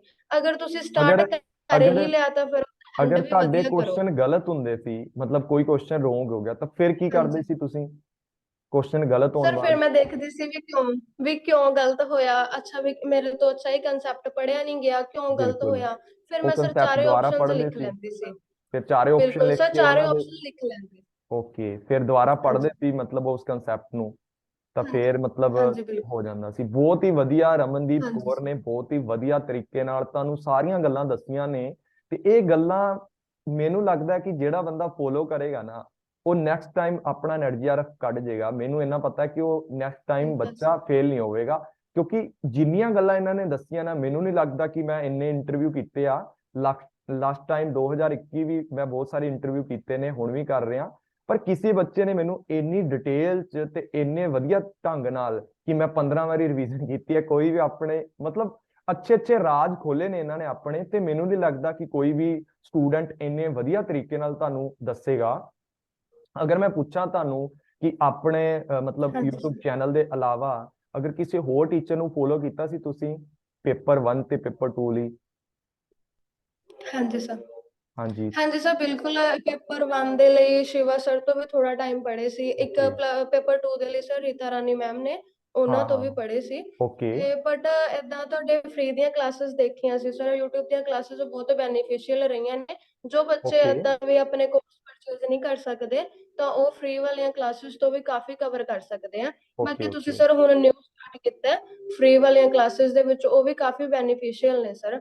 ਬਾਕੀ ਓਕੇ। ਸਰ ਡਿਪੈਂਡ ਕਰਦਾ ਖੁਦ ਤੇ। ਬਿਲਕੁਲ ਬਾਕੀ ਤੁਸੀਂ ਤਾਂ ਬਹੁਤ ਤੁਹਾਨੂੰ, ਵਧੀਆ ਕਰਵਾਇਆ ਹਾਂ ਤੇ ਮੇਨ ਡਿਪੈਂਡ ਗੱਲ ਕਰਦਾ। ਹੈ ਕਿ ਬੱਚੇ ਨੂੰ ਸਮਝ ਕਿੱਥੋਂ ਆਉਂਦਾ ਹੈ। ਅਗਰ ਤੁਸੀਂ ਮੇਰਾ ਕੰਟੈਂਟ ਪੜ੍ਹ ਰਹੇ ਹੋ ਉਸ ਚੀਜ਼ ਨੂੰ, ਤੁਹਾਨੂੰ ਹਾਂਜੀ ਇੱਕ ਇੱਕ ਪੁਆਇੰਟ ਸਮਝ ਆ ਰਿਹਾ, ਤਾਂ ਮੇਰੇ ਹਿਸਾਬ ਨਾਲ ਉਹ ਸਾਰੀਆਂ ਚੀਜ਼ਾਂ ਤੁਹਾਨੂੰ ਬਹੁਤ ਹੀ ਅੱਛੇ ਤਰੀਕੇ ਨਾਲ ਮੇਨਟੇਨ ਕਰਕੇ ਚੱਲਣੀਆਂ ਚਾਹੀਦੀਆਂ, ਤੁਹਾਡਾ ਨੈਟ ਜੀਆਰਐਫ ਹੋ ਜਾਏਗਾ। ਤੁਸੀਂ ਇੱਕ ਟੀਚਰ ਨੂੰ ਆਪਣਾ ਗੁਰੂ ਮੰਨ ਕੇ ਚੱਲੋ, ਟਰਸਟ ਕਰੋ, ਉਹ ਟੀਚਰ ਤੁਹਾਡਾ ਬੇੜਾ ਪਾਰ ਲੈ ਕੇ ਜਾਵੇਗਾ। ਤੇ ਬਹੁਤ ਹੀ ਵਧੀਆ ਇਹਨਾਂ ਨੇ ਬਹੁਤ ਕੁਝ ਮੈਨੂੰ ਸਿਖਾ ਦਿੱਤਾ, ਮੈਨੂੰ ਵੀ ਬਹੁਤ ਕੁਝ ਸਿਖਾ ਦਿੱਤਾ ਹੈ, ਕਿਉਂਕਿ ਮੈਂ ਖੁਦ ਇੱਕ ਲਰਨਰ ਹਾਂ। ਚਲੋ ਟੀਚਿੰਗ ਲਾਈਨ ਮੇਰੀ ਹੈ ਠੀਕ ਹੈ, ਪਰ ਕੁਝ ਨਾ ਕੁਝ ਚੀਜ਼ਾਂ ਹੁੰਦੀਆਂ ਜਿਹੜੀਆਂ ਸਟੂਡੈਂਟ ਤੁਹਾਨੂੰ ਦੱਸ ਦਿੰਦਾ, ਸਿਖਾ ਦਿੰਦਾ, ਤੇ ਉਹ ਚੀਜ਼ਾਂ ਵੀ ਤੁਹਾਨੂੰ ਲੈਣੀਆਂ ਚਾਹੀਦੀਆਂ। ਉਹ ਬੋਲਦੇ ਆ ਨਾ, ਗਿਆਨ ਤਾਂ ਛੋਟਾ ਬੰਦਾ ਦੇ ਸਕਦਾ, ਵੱਡਾ ਬੰਦਾ ਦੇ ਸਕਦਾ, ਤੁਹਾਡਾ ਸਟੂਡੈਂਟ ਦੇ ਸਕਦਾ, ਤੁਹਾਡਾ ਗੁਰੂ ਤੁਹਾਨੂੰ ਗਿਆਨ ਦੇ ਸਕਦਾ, ਕੋਈ ਵੀ ਬੰਦਾ ਤੁਹਾਨੂੰ ਗਿਆਨ ਦੇ ਸਕਦਾ। ਤਾਂ ਬਹੁਤ ਸਾਰੀ ਚੀਜ਼ਾਂ ਮੈਂ ਵੀ ਸਿੱਖੀਆਂ, ਤੁਸੀਂ ਵੀ ਇਹਨਾਂ ਤੋਂ ਬਹੁਤ ਸਾਰੀਆਂ ਚੀਜ਼ਾਂ ਸਿੱਖੋ ਤੇ ਆਪਣੇ ਨੈਟ ਜੀਆਰਐਫ ਦੀ ਪ੍ਰੀਪਰੇਸ਼ਨ ਕਰੋ। ਐਸੇ ਤਰੀਕੇ ਤੁਸੀਂ ਅੱਗੇ ਵਧਦੇ ਜਾਓ। ਰਮਨਦੀਪ ਕੌਰ ਜੀ, ਤੁਸੀਂ ਪੀਐਚਡੀ ਕਰੋ, ਕਿਸੇ ਵਧੀਆ ਜੇ ਹਾਂਜੀ ਯੂਨੀਵਰਸਿਟੀ ਜਾ ਕੇ ਪ੍ਰੋਫੈਸਰ ਲੱਗੋ, ਤੇ ਕਦੇ ਕਦਾਈ ਸਾਨੂੰ ਵੀ ਯਾਦ ਕਰ ਲੈਣਾ ਕਿ ਅਸੀਂ ਸਰ ਤੋਂ ਪੜ੍ਹੇ ਸੀ। ਜੀ ਸਰ ਠੀਕ ਹੈ, ਬਿਲਕੁਲ। ਤੇ ਬਹੁਤ ਵਧੀਆ ਤਰੀਕੇ ਹਾਂਜੀ ਨਾਲ ਹੋਇਆ। ਤਾਂ ਨੈਕਸਟ ਟਰਮ ਦੇ ਵਿੱਚ ਮਤਲਬ ਮੈਨੂੰ ਵੀ ਬਹੁਤ ਸਾਰੇ ਐਜੂਕੇਟਰਸ ਦੀ ਲੋੜ ਹੋਵੇਗੀ, ਤਾਂ ਮੈਂ ਤੁਹਾਨੂੰ ਜ਼ਰੂਰ ਇਨਵਾਈਟ ਕਰਾਂਗਾ। ਤੇ ਬਾਕੀ ਗੱਲ ਰਹੀ ਕਿ ਤੁਸੀਂ ਬਹੁਤ ਹੀ ਵਧੀਆ ਢੰਗ ਨਾਲ ਆਪਣੀ ਪ੍ਰਿਪਰੇਸ਼ਨ ਕੀਤੀ, ਸਕਸੈਸ ਮਿਲੀ ਤੁਹਾਨੂੰ, ਮਤਲਬ ਸੱਚੇ ਪਾਤਸ਼ਾਹ ਵਾਹਿਗੁਰੂ ਤੁਹਾਨੂੰ ਐਵੇਂ ਹੀ ਚੜ੍ਹਦੀ ਕਲਾ ਬਖਸ਼ੇ, ਤੇ ਤੁਸੀਂ ਅੱਗੇ ਵੀ ਐਸੇ ਤਰੀਕੇ ਨਾਲ ਆਪਣੇ ਗੋਲਸ ਨੂੰ ਅਚੀਵ ਕਰਦੇ ਰਹੋ। ਤੇ ਇਹਨਾਂ ਨੇ ਬਹੁਤ ਹੀ ਵਧੀਆ ਢੰਗ ਨਾਲ ਮੈਨੂੰ ਸਾਰੀਆਂ ਗੱਲਾਂ ਦੱਸੀਆਂ। ਅਗਰ ਤੁਹਾਨੂੰ ਇਹ ਸਾਰੀਆਂ ਗੱਲਾਂ ਵਧੀਆ ਲੱਗੀਆਂ ਤਾਂ ਤੁਸੀਂ ਵੀ ਕਮੈਂਟ ਕਰਕੇ ਇਹਨਾਂ ਦਾ ਕੰਗ੍ਰੈਚੁਲੇਸ਼ਨ, ਇੱਕ ਤਾਂ ਇਹਨਾਂ ਨੂੰ ਵਧਾਈ ਦੇਣੀ ਹੈ, ਕੰਗ੍ਰੈਚੁਲੇਸ਼ਨ ਬੋਲਣਾ ਸਾਰਿਆਂ ਬੱਚਿਆਂ ਨੇ, ਤੇ ਦੂਜੀ ਗੱਲ ਹੈ ਕਿ ਇਹਨਾਂ ਤੋਂ ਜਿੰਨੀਆਂ ਚੀਜ਼ਾਂ ਇਹਨਾਂ ਨੇ ਦੱਸੀਆਂ ਉਹਨਾਂ ਨੂੰ ਸਿੱਖਣਾ ਹੈ, ਉਹਨਾਂ ਨੂੰ ਫੋਲੋ ਕਰਨਾ। ਤੇ ਮਿਲਦੇ ਹਾਂ ਆਪਾਂ ਕਿਸੇ ਨਵੇਂ ਲਰਨਰ ਨਾਲ ਜਿਹਨੇ ਨੈਟ ਜੀਆਰਐਫ ਆਪਣਾ ਕ੍ਰੈਕ ਕੀਤਾ ਹੈ, ਤੇ ਬਹੁਤ ਹੀ ਵਧੀਆ ਢੰਗ ਨਾਲ ਇਹਨਾਂ ਨੇ ਦੱਸਿਆ। ਫਿਰ ਅਗਲੇ ਵਾਰੀ ਤੁਸੀਂ ਦੱਸੋ ਤੁਹਾਨੂੰ ਕਿਹੋ ਜਿਹੇ ਕੁਐਸਚਨ ਪੁੱਛ ਕੇ ਮੈਂ ਬੱਚੇ ਤੋਂ ਦੱਸਾਂ, ਜਾਂ ਤੁਸੀਂ ਸਾਰੇ ਕਮੈਂਟ ਕਰਕੇ ਦੱਸਣਾ ਕਿ ਕਿਹੜੇ ਕਿਹੜੇ ਕੁਐਸਚਨ ਤੁਹਾਡੇ ਹੈ, ਤਾਂ ਕਿ ਮੈਂ ਅਗਲੇ ਕਿਸੇ ਵੀ ਜੀਆਰਐਫ ਹੋਲਡਰ ਤੋਂ ਤੁਹਾਡੀਆਂ ਗੱਲਾਂ ਪੁੱਛ ਸਕਾਂ, ਤੁਹਾਡੇ ਜਿਹੜੇ ਕੁਐਸਚਨ ਨੇ ਉਹ ਪੁੱਟ ਕਰ ਸਕਾਂ। ਤੇ ਮਿਲਦੇ ਆ ਨੈਕਸਟ ਇੰਟਰਵਿਊਅਰ ਦੇ ਨਾਲ, ਤੇ ਬੈਸਟ ਆਫ ਲੱਕ ਹੈ ਜੀ ਤੁਹਾਨੂੰ ਫਿਊਚਰ ਲਈ। ਓਕੇ ਥੈਂਕ ਯੂ ਰਮਨ ਸੋ ਜੀ, ਵੈਰੀ ਮਚ ਬਹੁਤ ਸਰ, ਹੀ ਥੈਂਕ ਯੂ। ਵਧੀਆ ਤੁਸੀਂ ਵਿਜ਼ਿਟ ਕੀਤਾ, ਬਹੁਤ ਹੀ ਵਧੀਆ ਢੰਗ ਨਾਲ ਬੱਚਿਆਂ ਨੂੰ ਦੱਸੀਆਂ ਗੱਲਾਂ, ਤੇ ਧੰਨਵਾਦ ਹੈ ਮੇਰਾ ਪੂਰਾ YouTube ਫੈਮਿਲੀ ਦੇ ਵੱਲੋਂ ਤੁਹਾਨੂੰ। ਤੇ ਮਿਲਦੇ ਹਾਂ ਨਵੇਂ ਜੀਆਰਐਫ ਹੋਲਡਰ ਨਾਲ। Thank you all friends. ਤੁਸੀਂ ਤੁਹਾਨੂੰ ਵਧੀਆ ਲੱਗੇ ਵੀਡੀਓ ਤਾਂ ਲਾਈਕ ਥੈਂਕ ਤੇ ਯੂ ਜ਼ਰੂਰ ਕਰਨਾ। ਓਕੇ, ਮਿਲਦੇ ਹਾਂ ਨੈਕਸਟ। ਓਕੇ ਜੀ ਰਮਨਦੀਪ ਜੀ, ਥੈਂਕ ਯੂ।